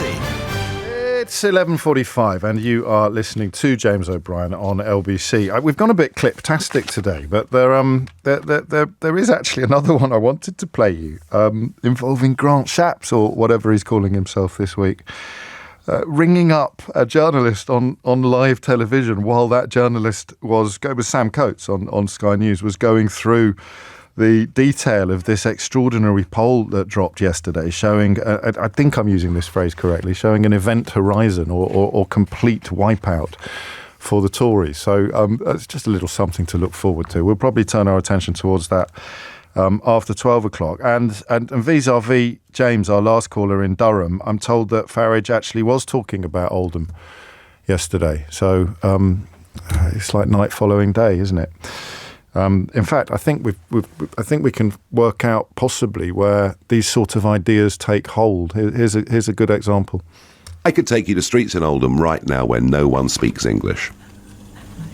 Or they could be speaking two languages, couldn't they? Don't your children speak another language? No one speaks English. Do your children speak another language? How do you know they're not speaking another language? Because I've been there, and the Guardian have even reported it. And you think those people you might hear speaking another language might have no English at all? Do your children speak another language? I wouldn't comment on that. Okay, but I think they do, because I think your wouldn't comment on that. I don't talk about my children. Okay, but and if you do, I think that's pretty poor form. Very poor perhaps form. we can agree that speaking more than one language is perhaps a good thing. He's lying again, of course, because he does talk about his children, talked about them in this studio in answer to exactly the same question. And if you're very, very, very good, I'll play you a clip of that from, would you believe, 10 whole years ago.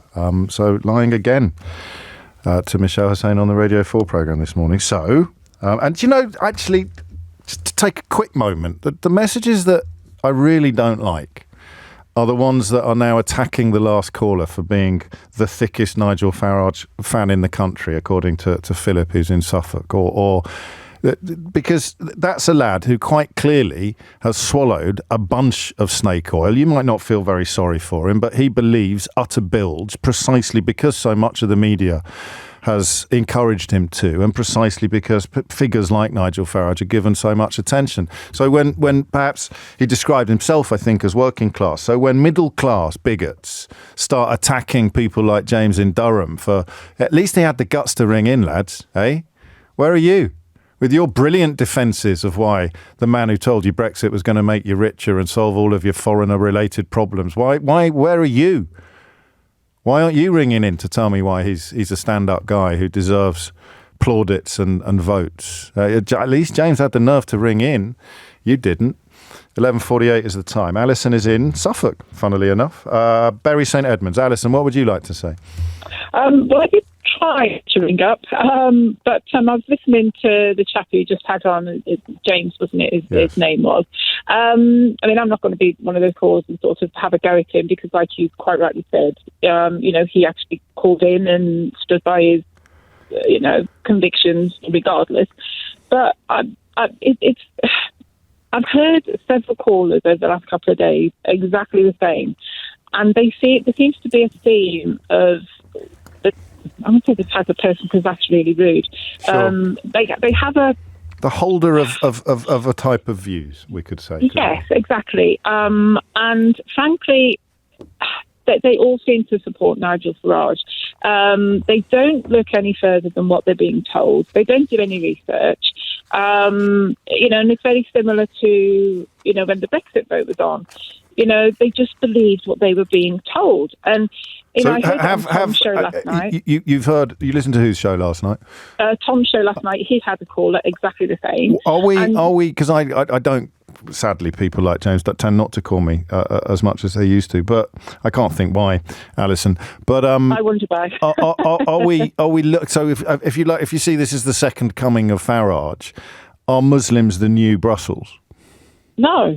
No, in terms of what he is offering to people, is it, when they say he tells the truth, or he speaks for me, or he upholds British values, and very quickly you sink into Islamophobic lies, often involving Sadiq Khan, I suppose, for obvious reasons, him being a Muslim. That was awful what he said. But is that what we're seeing now? That Muslims are going to be the new Brussels? Definitely, okay. Definitely. It's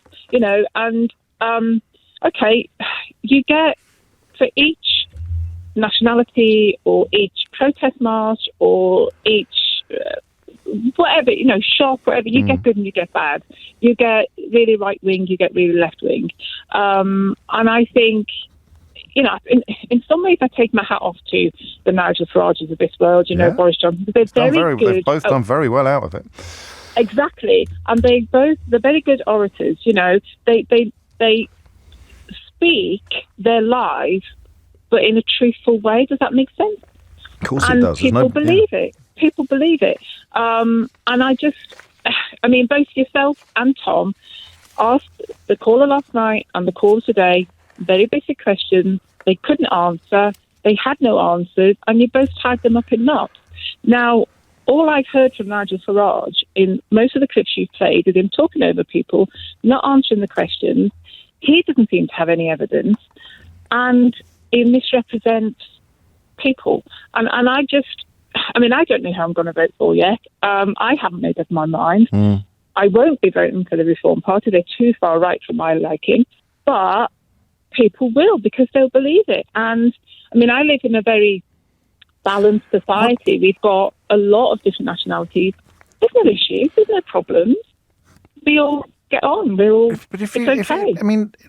there are plenty of areas that have a high immigrant population, and there will be areas where members of similar communities have gravitated towards each other. So there obviously are. I grew up just outside Birmingham, and there are places in the north as well where there will be a preponderance of people living with people that look like them. And I suppose if you're white and you live in the middle of it, then you might feel I don't know, dispossessed or intimidated. But the politicians that are describing this as a problem. So when Farage talks then to Michelle Hussein, who is a brilliant journalist, about these, what are people hearing about what he's going to do? Are they hearing that he's going to get rid of these people? That he's going to get rid of people? I know he'd never say it out loud. He may not even. I think they hope he does. Why even bring it up? Why does James from Durham say that there's streets in Oldham where the police are outnumbered by foreigners, and that's why I like Nigel Farage? He must believe on some level that Nigel Farage is, quote, going to do something about it, end quote. Exactly. I mean, and you were quite right. I mean, here, the police would be outnumbered. Yeah. And it's just... Well, the police are bloody outnumbered everywhere, except, I don't know. Exactly. I just can't think where they're not. Maybe a football, possibly. But no, Alison, thank you. 03456 60973 is the number that you need.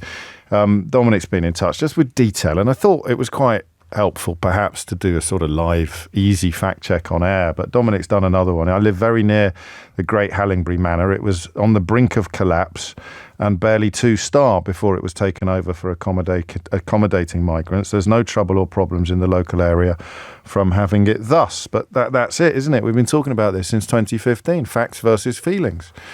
You get a caller on who's got loads and loads of things he believes. They're all nonsense. Some of them have been put into his mind by people like Nigel Farage. But when the facts have been laid out on the table, the feelings haven't changed at all. That's the thing that's so fascinating and depressing, perhaps, is the feelings that say, what are your feelings based on? This, and this. Well, that's rubbish. That's made up. That's a lie. And that's just racist. Have your feelings changed? No, not at all, James. And therein lies the appeal of Trump and Farage. And to a degree, actually, Boris Johnson. What are your feelings? I'll tell you what my feelings are. Thank you very much. Okay, and what are the facts that these feelings are based on? Well, let me just run through those facts. A, B, C, D. A's a lie, B's nonsense, C's made up, and D's just racist. Have your feelings changed at all? No, not at all. Not even a little bit. And on we go. Julia's in Kingston. Julia, what would you like to say? Hello. Hi. I've got lost in all the different discussions that are going on. Yeah, it's a miracle I keep all these plates spinning single-handedly. Is that what you're thinking, Julia? There are a lot of plates spinning. So I think from my perspective, the first thing is that Nigel Farage doesn't represent my values as a British person. And I don't think he reflects a lot of people's values. He gets a lot of airtime. Yes, he does. I think, compared to somebody like the Green Party. Or Ed Davey. Compared to other people in many other sections of the political society. He's very good at standing up there and talking. Well, this is he's also very good copy. I mean, this has been really, for me at least, I found the 2 hours of conversation we've had this morning quite riveting. And that's because of what he does. So he's very good copy, and there's a commercial imperative. The BBC should probably be showing the way a little better, but for the rest of us, if it puts bums on seats, we kind of go with it. But it's a bit of a scary bum on a bit of a smelly seat. That's very nice to put. Thank you, Julia. But what I would say is that what are my values? So I had a Conservative MP knocking on my door, and I vote Labour, and she said to me, will you be voting Tory? And I said, will you be supporting the most vulnerable people in society with a well-funded welfare state? Yes. She said, I'll put you down as Labour. Wow. That just about sums up the Tory party for me. Everything that they stand for, and equally, if Nigel Farage were to get in, it would be a step even further away from all what my British values are. My British values are not having people scrabbling around at the bottom while people are living a life of absolute luxury at the top, who in this country is actually keeping control of this? Yes. It's like the Wild West. You've got massive companies. We talk about all of the ordinary things that are going on, but we're not talking about the enormous companies that are not paying their taxes correctly. We don't talk about all of the businesses that come here, exploit things and then leave. We actually pride ourselves. We actually say out loud, we are a low-wage economy. We say that as if it's acceptable or okay. These are all things for me, as a British person, that I want to promote. I want to promote higher wages for ordinary people. I would want to, I'm not an MP, I'm a teacher, but I would want somebody who is trying to put money into public services. If we have it's all done. Everything you do, everything you say now, and this is actually part of Farage's influence, is seen through the lens of immigration, because higher wages, and yet what they'll say is we need higher wages so that British people will do these jobs and we don't have to bring foreigners here anymore. I'd never got my head around that. Where are all these British people just currently waiting for wages? So wanting higher wages would be higher wages for everybody. But if you've allowed racist ripples to run through the ice cream of the United Kingdom, then you can't call for higher wages because someone else will turn it into an immigration debate and say, well, no, the immigrants are driving prices down, the immigrants are driving wages down. That's what you need, is politicians who stop doing everything through the lens of immigration and speak instead about the population, i.e. everybody in it. But I think also there is a responsibility on the part of the media to not give airtime to lies, because that is or at least to interrogate the lies. There has to be a distinction between somebody just coming on and saying what they feel, which can be very emotive and driven by very bad newspapers that give them incorrect information, and so therefore, of course, they're going to look at that newspaper. You know, if I'm standing in the street and three people say to me, "Oh my God, that person over there has killed somebody," I'm going to pull back a bit. You know? And the coverage of you know, again, bringing immigration figures into it, the supposed relevance of somebody's ethnicity when a crime is committed. I don't think I've ever read an article about a Christian killer or a white mugger, or seen social media accounts dedicated to crimes committed by people with different coloured skin from the people running the social media accounts. It seeps through. It seeps through everywhere, and an awful lot of it didn't begin with the rise of Nigel Farage, but it got a lot of it got resurrected. I think. I don't even think that's disputable. I don't think that's an opinion. I think it's just counting. Right, my job now is to decide what we're going to talk about next. While I do that, you can talk among yourselves. It's coming up to 12 noon. You are listening to James O'Brien on LBC.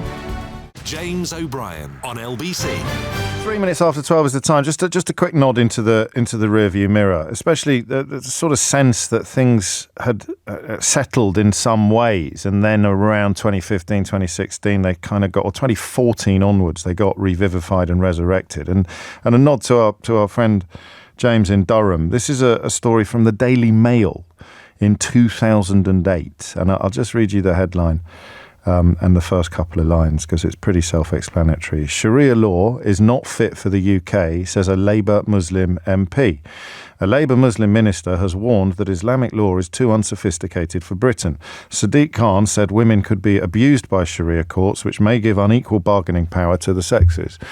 And yet you can sit in Durham on your computer and come away convinced, sufficiently convinced that former Labour minister actively supports and seeks to introduce something. You're convinced enough to ring a national radio station. I these moments used to happen quite regularly, didn't they? But I don't know. As I say, you go away still feeling what you felt when you rang in, even as all the facts that you've built your feelings on have fallen apart beneath your feet. Change of pace, change of tone, change of topic now. I get asked quite a lot. Does that sound pompous? I get asked quite a lot. Does that? I don't know if it's actually just true. It's not an opinion, it's counting. So I've been on tour with the book a lot, and some of the questions that pop up at the end pop up more regularly than others do. And one of the questions that pops up quite a lot is, are you worried about an absence of opposition. If Labour do really, really well, is it bad for our democracy to have a diminished opposition? To which I don't really know the answer. If I'm playing to the gallery, then I will say something like, absolutely not. I can't, oblivion and all the rest of it. But if I'm being a grown-up about it, the answer would be, I don't really know enough.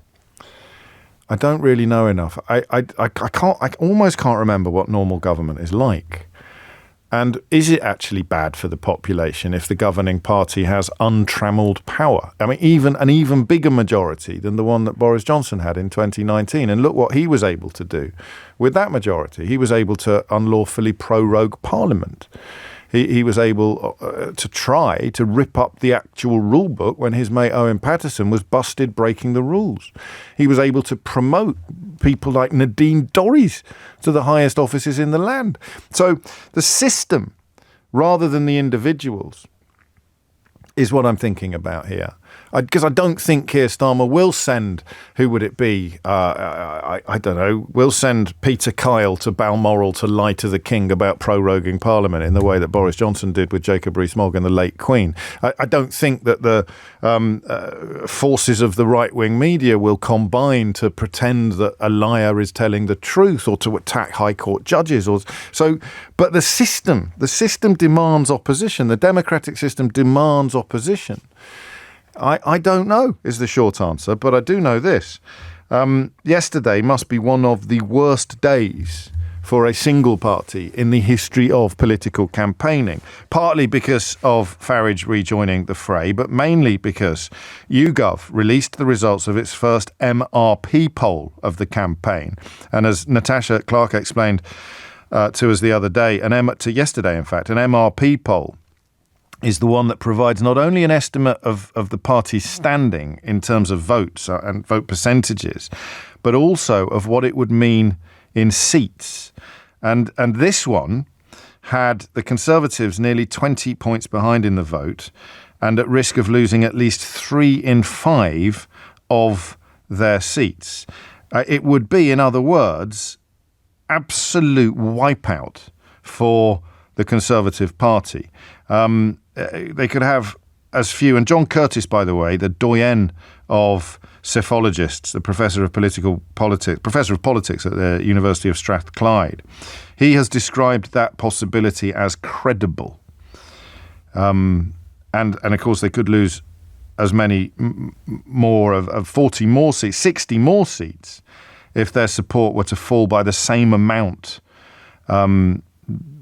everywhere, comparing it back to the Brexit party. So what you have is the possibility now of an event horizon, of an absolute electoral wipeout. This would be the biggest election victory that the Labour Party has achieved in its entire history. This would knock Clement Attlee out of the park. It is a frankly extraordinary prospect, where Labour would be on 42.9%, the Tories would be on 24.5%, but that would translate into 422 seats for the Labour Party, 140 for the Conservatives, 48 for the Lib Dems, 17 for the SNPs, 2 Greens, 2 Plaid Cymru's, 18 others, and 0 under this analysis for Reform, although that number may change with Farage back in the game. 422 seats for Labour and 140 for the Conservatives. Given that Labour and Lib Dems are historically closer to each other than they are to the Conservatives, the coalition of 2010 notwithstanding, that means essentially Keir Starmer could pass a law describing him as the finest footballer in Christendom, and it would get through Parliament. He could do absolutely anything he wanted. But what does this mean? What does this mean? One thing I've noticed in the last few years is that we have managed to we can go quite deep on stuff, can't we? We can nibble at the edges of stories if it's fun, but sometimes we can really get into the weeds of an issue. And I think that is at its most satisfying, that process of getting into the weeds and having proper thinks and chats about stuff rather than, binary questions and yes and no's. The real attempt to try to understand things involves being wrong. It involves being right. It involves being somewhere in between the two. And it involves looking ahead to things that we cannot definitively describe. And I'm confident, but I will need your help. I'm confident that we can have a really interesting conversation about what this would mean. What would an immense Labour majority in the House of Commons mean? Good or bad? What would it mean? What difference would it make to the country that we've lived in for the last, I would say the last 14 years, but that majority in 2019 was pretty huge, albeit that it was weird, wasn't it? It was anomalous. That get Brexit done moment in British history delivered a majority that almost fell apart under the weight of its own size from day one. But I don't know. I don't remember a majority this big. A period of dominance would probably be, you'd probably go for 51 to 64, would you? I know that was during a period of consensus politics, but you look at the house building programme, for example, the Tories built 1.3 million houses between 51 and 64.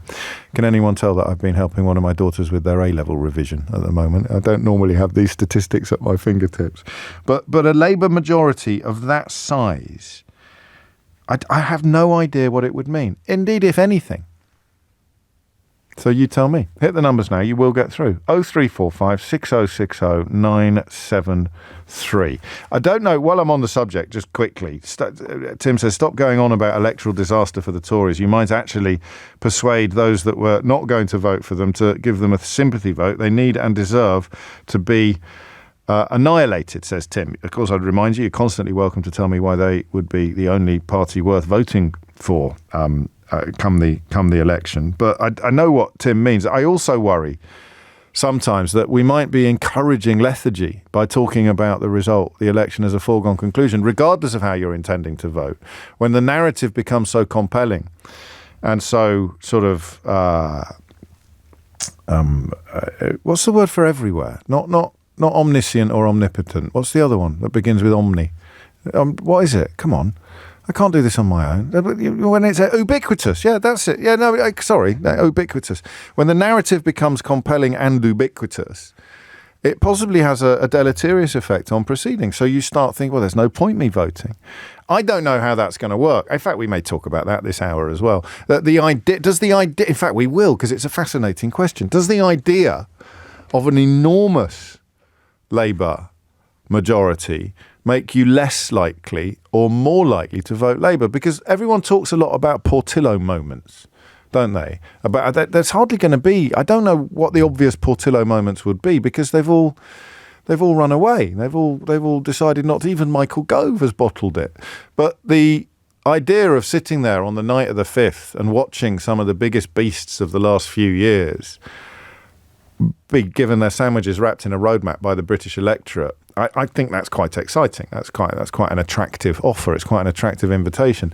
So I wonder whether being part of that kind of process, that epic rejection of the Tories, makes you more likely to go out and vote, or whether the kind of polling that we're seeing now makes us more likely to stay at home because, I'm not going to make any difference, am I? I'd just be like one tiny feather on an already overburdened beast. So there's two questions here. What do you think a majority that size will mean? 0345 6060 973. And as the narrative of electoral wipeout for the Tories becomes harder and harder to resist, what impact does that have on your individual voting intentions? And speaking of this poll, there was a truly lovely moment yesterday on Sky News when Grant Shapps, who quite extraordinarily still sees himself as somehow qualified to pass judgment upon the integrity or transparency of other politicians. Sam Coates, rather splendid correspondent on Sky News, was with the equally splendid Sophie Ridge discussing live on air this poll. This enormous poll, this poll that delivered this enormous majority to Keir Starmer's Labour Party, when Well, this happened. This is just calling Sam Cope. So it's on his Apple phone. Give him a little minute to get it up, but he is going to take it now. Hello, Grant Shapps. You're live on Sky News. I'm in the studio with Sophie Ridge. Have you just seen that you're about to lose your seat according to the Sky News YouGov projection? He just put the phone down on me. There we go. We did try. I thought he was calling up for a direct comment, but we will, of course, get more comment from Grant Shapps later on. Just to take a moment to salute a couple of fellow broadcasters. I mean, that is such a moment. And the confidence they both had to just go completely off-piste and do something which potentially could have got them, I don't know, it's not going to get you into any trouble, but you might have been some mildly tepid water. I love things like that. That's why I love live radio. You get much more unexpected things on the radio than you ever do on telly, because it's by definition a much more regimented medium. But there is Grant Shapps discovering apparently that he could lose his seat in the next election and immediately ringing up a Sky News journalist for presumably in the hope of getting some sort of further detail or some more information about what was going on. I thought that was magical telly. Omnipresent, a lot of you are saying. I meant ubiquitous. I misled you when I said omnipotent and omniscient. Ubiquitous is the word I was looking for. I say ubiquitous. You say ubiquitous. Let's call the whole thing off. Do you say ules or ules? I say ules. 12:16 is the time. James O'Brien on LBC. It is 19 minutes after 12. Richard is clearly in a very glass half full mood this morning. He writes, if this poll did come to pass, James, it would finally end the grip of the right-wing press. It would prove that their days of manipulation, lies and control were over. I'm not sharing your optimism fully, because the organs you refer to are dedicated to advancing the interests of their owners and their fellow plutocrats. So, you know, that they would still be pushing against, things like wealth taxes or increases in inheritance tax or anything like that. They would still push against distribution of wealth, fairer distribution of wealth, because they've got all the wealth. That's one of the main reasons why they want to own organisations or set up television stations to influence politics. But I can happily say that I hope I'm wrong and you're right on that one, Richard. It's a nice start to the question of what would a majority of the size predicted or suggested by the latest polling, what would it mean to you, to me, to Britain, to democracy, to the Tories, to Labour, to the Lib Dems, to everybody? 20 minutes after 12 is the time. Laurie is in Cardiff. Laurie, what would you like to say? Hi, James. I don't ever want to see a majority as big as Labour's, or any majority for whichever party it is. I think it will make the party that's in power lazy. Yeah. I think MPs will not toe the line. They'll feel comfortable in their position. And basically, you'll get a lot of infighting. I would love to see proportional representation. It's never going to happen. It won't. Unfortunately, I think you're right. Because, I mean, for the obvious reason that if I'm Keir Starmer or Rishi Sunak and I go coming back into Parliament after the next election with an enormous majority, why on earth would I then get rid of the system that has just delivered me an enormous majority? It's short-sightedness. I know it is. It's self-interest. It's short-sighted self-interest. It is. Labour will only be in power now. Not, don't get me wrong, anything's better than the Tories at the moment. But I think Labour will only get such a large majority in the next election because the Tories are so dire. But if this is after the next term is finished in 5 years, they may need proportional representation. This country has a Tory bent to it. Isn't it? Only two governments have been in power that have been Labour since 1960. They might not need proportional representation now. No, that's not true. There's been not since when did you say 1960? Since 60. So Wilson and Blair with a little bit of Callaghan towards the end of that first term and a little bit of Brown towards the end of the second one. That's it. Just talk me through a little more on why it would be bad. I know what words like lazy mean, but in terms of a legislative programme and a transformative change, I'd think more of Clement Attlee than the post-1960 Labour administrations. And I'd think that they could really, if they wanted to, they could effect enormous change, almost unopposed. Of course, but that is an optimistic view. Hopefully they start building hundreds of thousands of houses here, and hopefully they do start, bringing some of these privatized companies that used to be national, thinking, the rail services, the rail franchises, the utilities, the water franchises to heel. But let's see. And if they don't, then of course you can always, say, look, you had a massive majority, you should have done it. But I don't know. I remain skeptical. I don't think it's a Tory problem or a Labour problem. I think when you've got a majority and you're comfortable, there'll be more infighting. And you're not. I think you're probably right, but I can't. After what we've been through recently, I can't let your grown-up pragmatism is barely touching the sides of my childlike enthusiasm for an Event Horizon type moment on do you know what I mean? Where's your sense of fun, man? Where's your sense of mischief and fun and schadenfreude? Watching them drop like James. I think it's gone. I think it's gone after 2016, after the lockdowns. I think. Yes. Maybe that. Well, there you go. That's Keir Starmer's first job. We want to get our joie de vivre back. Although that's probably a bit foreign for some people. 23 minutes after 12 is the time. But the size, the scale of this mooted victory, this suggested victory, and I haven't talked about this before because you wait for the. You wait for the numbers to move. You wait for the needle to nudge.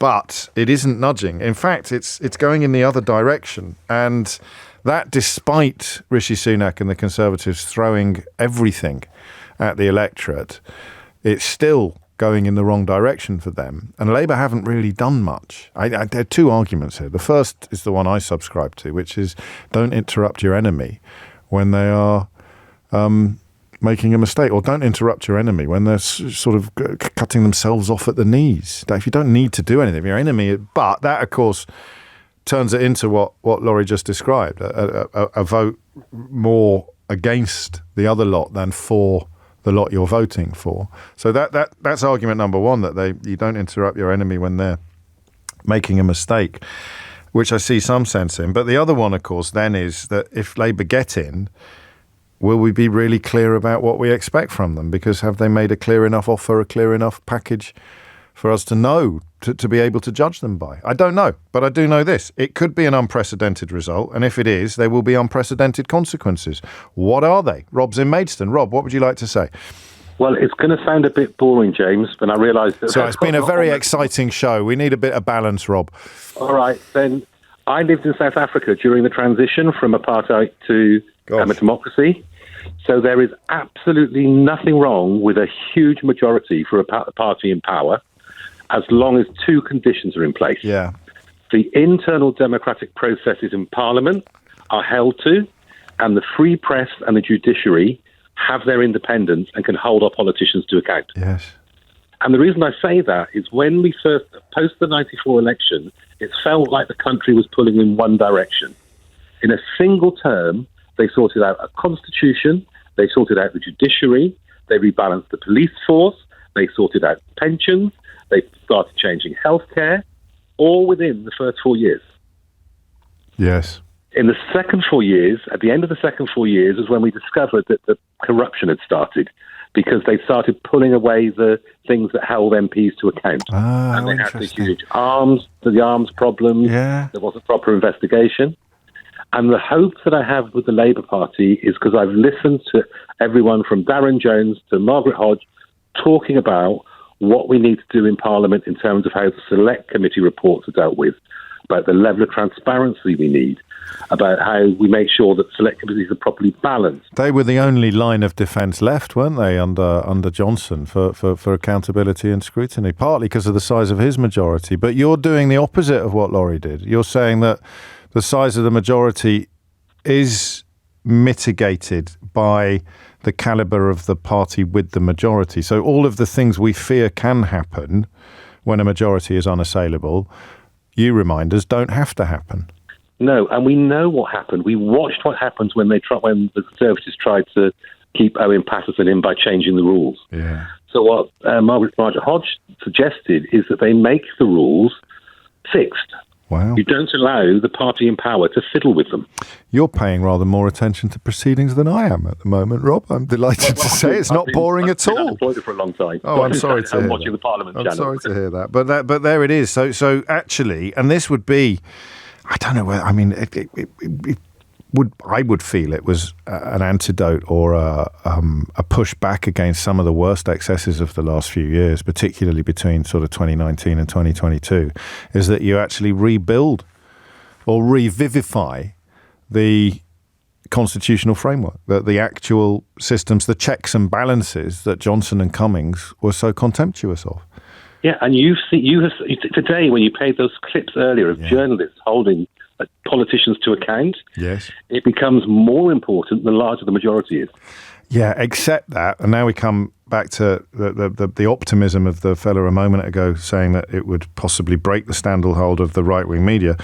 It's such an imbalance, such a disproportionate lean to the right from the UK media that they will go after Starmer and Rayner and the rest of them like a rat up a drain pipe, even though they didn't just not go after Johnson and Truss. They waved them through and gave them a little pat on the back as they went past. So that's a slight fly in the ointment of your optimism, isn't it? That you may well get... Go on. I've got a solution to that. Oh, good. Leveson 2. Yeah, me too, mate. All day long. And there's even been a few Conservative MPs when they had the select committee who said that we didn't finish the Leveson process and we should have. Theresa May, that did the final decision, although the direction of traffic was clear for a while. That was the final decision fell to Theresa May. It was extraordinary dereliction of public duty by Parliament. So I'm like, please don't be disheartened by the fact that we may finally have a government that's governing for us and can be held accountable by us. Crucial, that second bit. Hopeful the first bit, although it becomes less hope and more expectation the more polls like the one we saw yesterday are published. Rob, thank you, mate. That wasn't even vaguely boring. In fact, I'll let Paul lead the plaudits. I like this guy. He's spot on. Props to him. It matters what kind of people have the big majority. Starmer and his team are nothing like Johnson and the rest of them. Yeah, but then I think of 1984, not Animal Farm. They might not look like that when it starts, It might be 4 legs good, 2 legs bad. But by the time it ends, it's 4 legs good, 2 legs better. That is the whole point, actually, of Animal Farm, as you well know. And it's analysis of sort of post-revolutionary Russia, where the people who overthrew the oppressive the administrations, the oppressive regimes, ended up being arguably even more oppressive than the Tsars were. But anyway, it's probably not the time for Animal Farm lessons. It is time now for the very latest news headlines with Jenny Barsby. James O'Brien on LBC. 32 minutes after 12 is the time. You are listening to James O'Brien on LBC. A couple of stories you should be aware of. I don't know if have you heard about the Asian Hornets? It sounds a bit like a kind of a cricket team, doesn't it, or something? But or American football team. The Asian Hornets have survived the winter in Britain for the first time. And this is the predator that has wiped out as many as 1 in 3 honeybee colonies in France. So we knew they'd crossed the Channel, but we thought that they were failing to survive the English winters. And we now know that that they have succeeded, which poses a potentially great threat to our own honeybee population. The way to look out for them is they've got yellow socks. Did you know that? The Asian hornet is a bit smaller than the normal hornet. I think it's pure black. It's dark black, whereas the native hornet is more waspy-like, and it's sort of hooped black and yellow. So it's smaller. It's got a dark body, and it looks like someone has picked it up with a pair of tweezers and dipped it in bright yellow paint. It's got little yellow socks, and they're terrible. They're what they do. Do you know about this? Are you interested in this? What they do? They see. I heard a woman describe it this morning. Essentially, a beehive or a bee's nest, a honeybee's nest, but more likely a hive, is like a supermarket for these hornets. They eat all sorts of insects, all sorts of pollinators. They're very hungry insects. They eat about, I think I read, 11 kilos a year, each one. But if they find a beehive, they can eat the whole thing. They'll just clean it out. I'd like a sort of rugby team descending upon a motorway service station. They'll eat everything in sight. And they wait outside and then pick them off As if they went in, I think they'd get overwhelmed. Bees are fascinating creatures. I can go very Alan Partridge about bees, but I won't, not today. I did enough Alan Partridge stuff yesterday about hills. But the eight anyway, this is the kind of immigration we should be worried about. Asian hornets. That's that. British values, British bees. That's what we should be worrying about. There's an app you can get hold of which helps you track it all. And I'll tell you what I'll do. I'll download it. I'll keep you up to date with how my Asian hornet adventures are going. And the other story on a similar theme, well, not really, but it involves food, is the Labour government would ban the importation of foie gras. Essentially meaning you wouldn't be able to buy it in this country anymore because they've already banned production of it. Lots of shops. One bloke got fired. Do you remember? There's a butcher who was knocking it out below the counter in one of the posh shops in London, and he got caught, and he lost the franchise. He lost the concession at the posh shop. But I noticed that was the first time I ever had a Twitter pylon. Would you believe? It was about foie gras. I forget how long. It was ages ago. I confessed to having a soft spot for it. I haven't eaten it for years now, partly as a consequence of some of the stuff I was sent in the midst of this Twitter pylon. But if you think what you get Twitter pylons about now, the idea that famous people were having a go at me. I won't tell you who it was, it wouldn't be fair. But famous people were having a go. It was the first time I realised the relationship between the viral clip and context. So you take a viral clip completely out of context, and all you've got is 40 seconds of me going, yum, yum, foie gras, I love it. And what you don't have is me introducing that by sort of saying, look, I know it's awful, and I don't know if I can eat it anymore, but on the occasions when I have eaten it, I have to concede it's absolutely delicious. So you remove all of that, and you just clip up me going, yum, yum. And then understandably, people who are repulsed by some of the processes deployed in the production of foie gras think that I am Beelzebub. They think I'm the Antichrist, and they come after me on social media accordingly. So it was interesting to see that story today. Do you know who it was, or who is believed to have shelved plans? Because this was one of the things that Boris Johnson was expected to bring in at the behest of his wife, Carrie Johnson. Apparently it was under pressure from Sir Jacob Rees-Mogg and other MPs on the right of the party that foie gras, a ban upon the importation of foie gras, was shelved when Johnson was in Downing Street. So just a couple of other stories for you there about Asian hornets and foie gras, in case the unleavened diet of politics was proving a little stodgy for you today, although it's not too stodgy for me. Of course, it begs the question of whether Natalie in Taunton can remember why she rang in. Natalie, an enormous majority for the next Labour government, as is suggested by all the current polling. What would it mean? Hello. Hello. Well, first of all, I am looking forward to the prospect of ministers, Prime Minister, etc., having a life that's a little bit closer to mine than we've been used to over the last decade or so, and I think that's really important. Yes. Why do you think that's important? Because I think the decisions that are made... hang on, I'm going to come back to you. The phone line's gone. It's because I was banging on about Asian hornets and foie gras. Your phone signal's deteriorated. I want to come back to that point because it may be a topic on tomorrow's show, and we can give Natalie the job of doing the production on it. Ivan's in Ipswich. Ivan, what do you think? Hello, James. Hello, Thank you for having me on the show. You're most welcome. In usual circumstances, I would say a huge landslide majority is not essential, but I think it is for Labour at this point because of all the damage the Tories have done over the last 14 years. We need a strong government of Labour to bring in policies to help the many, not the few. Yes. I quite like that phrase. It means that you would have almost unchallenged power. That doesn't trouble you at all? As I say, most of the time I would not. But you think we're in desperate times call for desperate measures. Desperate times call for enormous majorities. Yes, you've hit the nail on the head. there, James. I think I agree with you, Ivan, actually. I think this is a sort of more grown-up version of me saying, when I'm asked this question, and I sort of go, sack it, can't be too big, who cares?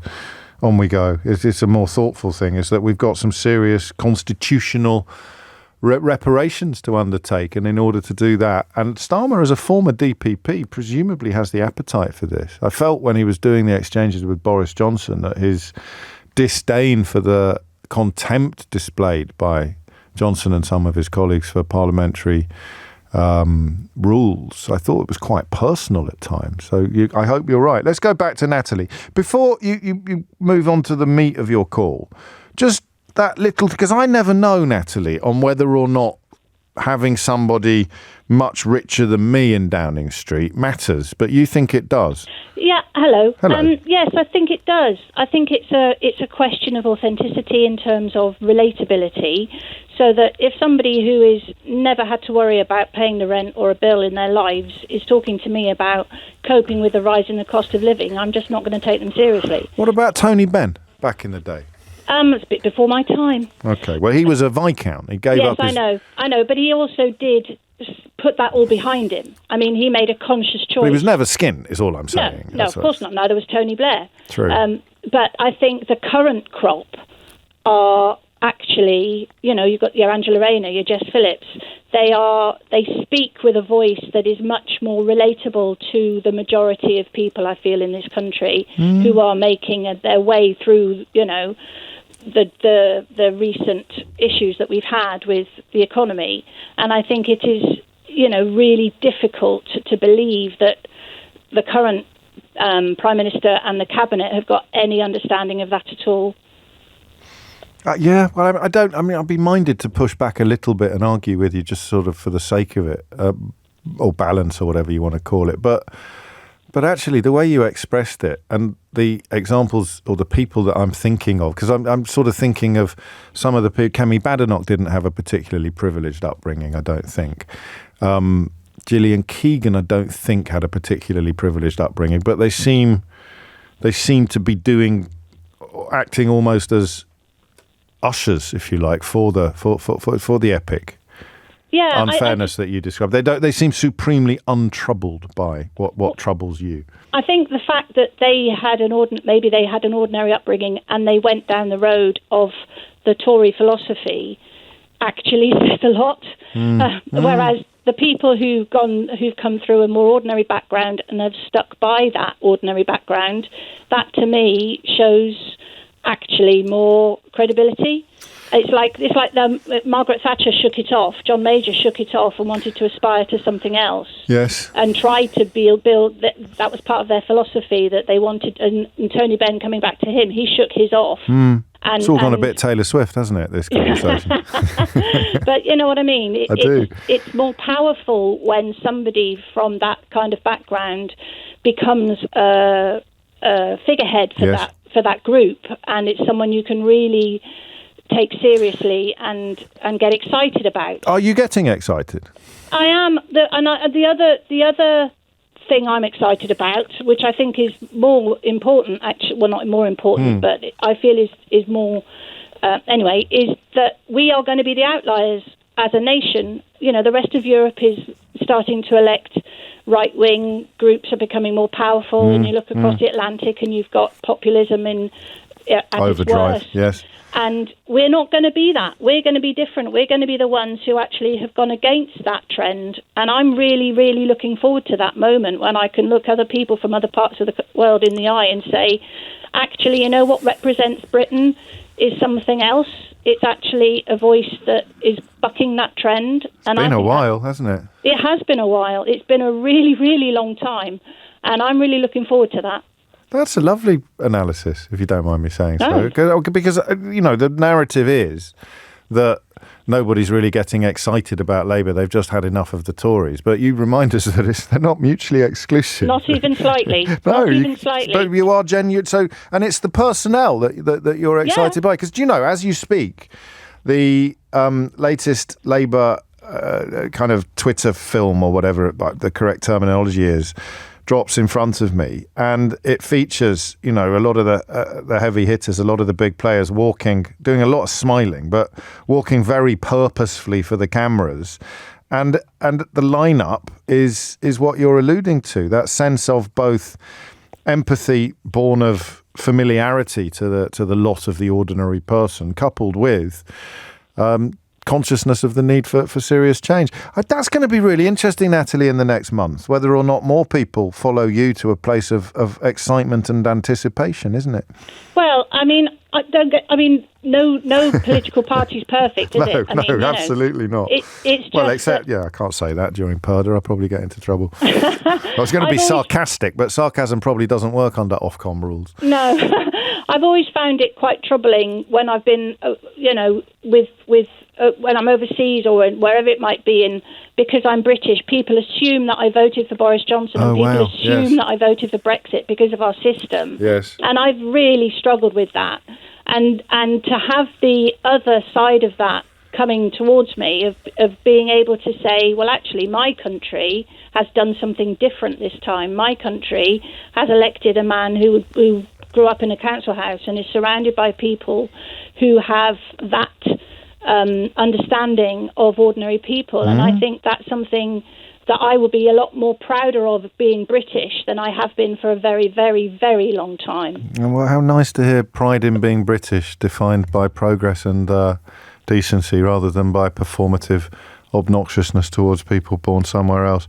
Thank you, Natalie. That was lovely. The grit in the oyster, the fly in the ointment of that Labour Party the little film that they've just released in the last sort of 40 minutes is that it manages to dissect 14 years of what they describe as Tory failure and national disaster without once mentioning Brexit. And that's part of the problem that's on the horizon, I think. I got a rather splendid message from someone who's been involved in elections at quite a high level, and he points out a historical worry behind a massive Labour majority, and I'll share that with you after this. But in the meantime, don't forget you can ring in and join in 0345 6060 973. What would or what will an enormous Labour majority mean? What will it do? What will it change? For good or for ill? Because I would say we're still pretty balanced on this, aren't we? I mean, the callers who are troubled by it probably being slightly outplayed by the callers who would welcome it, but it's still all to play for. James O'Brien on LBC. Well, here's the thing. That wasn't that nice. The idea that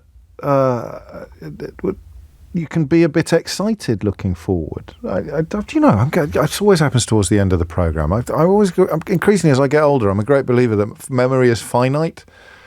Have you noticed this? You're too young, probably. But memory is finite. In order to remember new stuff, I'm going to have to find a way of getting rid of some of the old stuff. What was the last caller called? That lovely lady in Somerset. Natalie, there you go. Phew, it's all there. Sometimes I just have to give it a bit of a wrinkle. But I had a really warm response to Natalie's call, and I wondered whether it was a kind of form of copium. But no, this is lovely. This is from Simon, who's in Essex. He says, your last caller really summed up how I feel. I've been ashamed to be British for many years. Please thank her from me. Harriet got in touch from Mottingham to say I can't ring in, but I just wanted to register how much I support what Natalie just said. How refreshing. And I think that many more of us are out there than people like Nigel Farage want to admit. And then Roddy, what a great caller. Let's try our best to reject apathy and negativity and be proactive, positive, but realistic about what the UK under Labour could achieve. I think we've forgotten what it is to be proud of caring and responsible governance. That's a beautiful example. And look, 3 texts does not a summer make, although there were more than 3. This is the problem of looking at the world sometimes through the lens of the only media that's available, is that some perspectives get almost completely squeezed out. For me, that Owen Paterson story is among the most important of the last 10 years, not because of what it was, but because of what it told us about the direction of traffic, about what it told us regarding the willingness of members of both the Conservative Party and the media, the Conservative supporting media, to rip up rules when their own were caught breaking them. Now, that's a recipe for disaster at every stage in human history. And politicians, sometimes to their own detriment, who are committed to rules and standards because it is for the greater good. If we are seeing a return of them, that kind of government, then, as Natalie says, it would be a source perhaps for national pride. Gosh, 12:52 is the time. Before we go to David in Aylesbury, it has been brought to my attention that this little Faragist tactic we identified earlier in the programme of attacking the questioner if you don't like the question. We heard him do it to the BBC presenter Ben Thompson, who questioned how Farage could claim that he'd only ever run for election once, when we've all literally watched him lose 7 times, including famously to a dolphin. And then we heard him attacking Michelle Hussein for pointing out that having a net zero immigration policy, when you have various sectors demanding and requiring exemptions to current immigration policy to come here, was actually nonsensical, but he called her silly. So he called one journalist boring, another journalist silly, for committing the cardinal sin of questioning him on issues where he has been, shall we say, economical with the actuality. Here he is doing it yesterday to our very own Natasha Clark. Hi, Natasha Clark from LBC. When did you decide to make this decision? 2:00 yesterday afternoon. Whose decision was it? Yours or Richard Tice's? Well, ultimately, it was my decision to say I'm going to put myself forward and say to Richard, are you happy with this? And he's more than happy with this. In fact, I think he's delighted with it, actually. So we've talked on and off about this, of course, for months. And I've been very reluctant to do this. Very reluctant. I mean, to be honest, I've been reluctant because I've actually rather enjoyed life at GB News. And it's been a great job. Best job I've ever had. I did enjoy your mob as well when I was there. But then again, you know, I got sacked, but I'm used to that. It happens quite regularly. No, I've loved being at GB News and doing a show 4 nights a week and doing extra stuff and travelling around the country and all of those things. So giving that up's not an easy thing. Your plan to do this today, to come here today, to stand and to swap jobs with Richard Tice, that was your idea or his idea? Oh, I don't really understand the question. Or was it a conversation that you guys had and you decided to do it together? Do you think, do you think he's been bullied and strong-armed or something? I mean, what are you suggesting? No, it's a very silly question. Never mind. Let's go on. Yeah, very silly. Of course, it's not a very silly question. You're the majority shareholder in a limited company, and you've just told the man that bankrolls it that you're coming back to take over. I'd love to know an honest answer to that question, but as is so often the case with Nigel Farage, you'll be lucky if you get one. For example, he told Michelle Hussein on Radio 4 earlier today that he never talks about his children, particularly on the question when he's slagging off other people for speaking foreign languages, whether or not his own children speak foreign languages at home. You've mentioned your discomfort at listening to foreign languages on a train recently. I made the point that I got on a train and went for several stops and there were a lot of people around me and no one spoke English. And I thought, you know, this is... I didn't say I didn't object to it. I felt slightly uncomfortable. And I think, actually, isn't that the problem? Isn't this, of all the countries in Europe, the most accepting, the most tolerant... You said, I don't feel very comfortable in that situation. You did say you had a problem. I didn't feel comfortable, no. Yes. Your wife is a German speaker. Well, my children are too, yeah. Does that make you feel uncomfortable? No, because they can speak English, and the whole point about How do you know those people couldn't? Well, maybe they could, but I got the distinct feeling that it certainly wasn't their language of choice. And if you look at the primary school situation in the East End of London, you know, where you've now got schools where a majority don't speak English, doesn't that say to us... Doesn't that say to us that what we want is a sensible, balanced immigration policy where we want people with skills to come into Britain, but we also want integration in society. Of course we do. And the schools you refer to, the pupils you refer to, are registered and recorded as having English as a second language. They're not registered and recorded as not being able to speak English. That's precisely that sort of... And some of both. Well, yes, but no one's counted them, so your own children would fit into that category. Well, hopefully, lots of people can speak different languages, but the point I'm making is, do we want to live in an integrated society? No, forgive me. The point you're making is that schools in the East End are full of children who can't speak English. I just want you to recognise that's not true, what you just said. Come from the children who are typified as speaking English as a second language would include your own daughters. Their mother tongue being German. They come from homes where English is most definitely not the first language, and in too many cases is not the language at all. Now look, But no one's counted how many people are in the second category. And it would be a very helpful and useful thing if they did, and perhaps we'd be even more surprised and even more shocked. But the argument... Or perhaps we'd realise that most bilingual children in this country are children like yours. It's extraordinary, actually, that. I don't normally play out clips of myself. Even my ego balks at the self-regard involved in that kind of process. But it's almost 10 years to the day, and he's trotting out exactly the same lies. With an added one, actually, because if you're listening to that, you'll notice I didn't bring his children into it until he did. I asked about his German wife, and he said, my children do as well. And he said to Michelle Hussein on the radio this morning, I never talk about my child. I mean, he lies as easily as the rest of us breathe.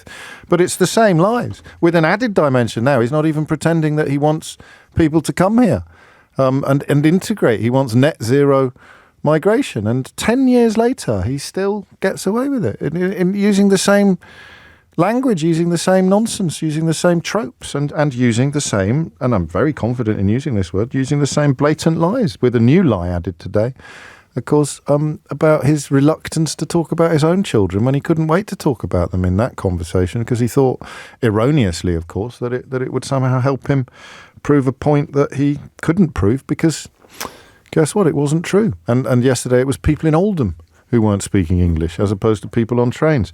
God forbid anyone should ever get on a train in Oldham and start speaking German. The poor fella would have an embolism. Anyway, that is it from me. Apologies to David and to Robert, who I did say would get on but now didn't.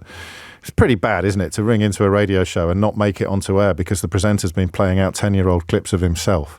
But if you're not used to me by now, then you never will be. That's it from me for another day. If you missed any of today's show, you can listen back on Catch Up on Global Player, the official LBC app, where you can also pause and rewind live radio.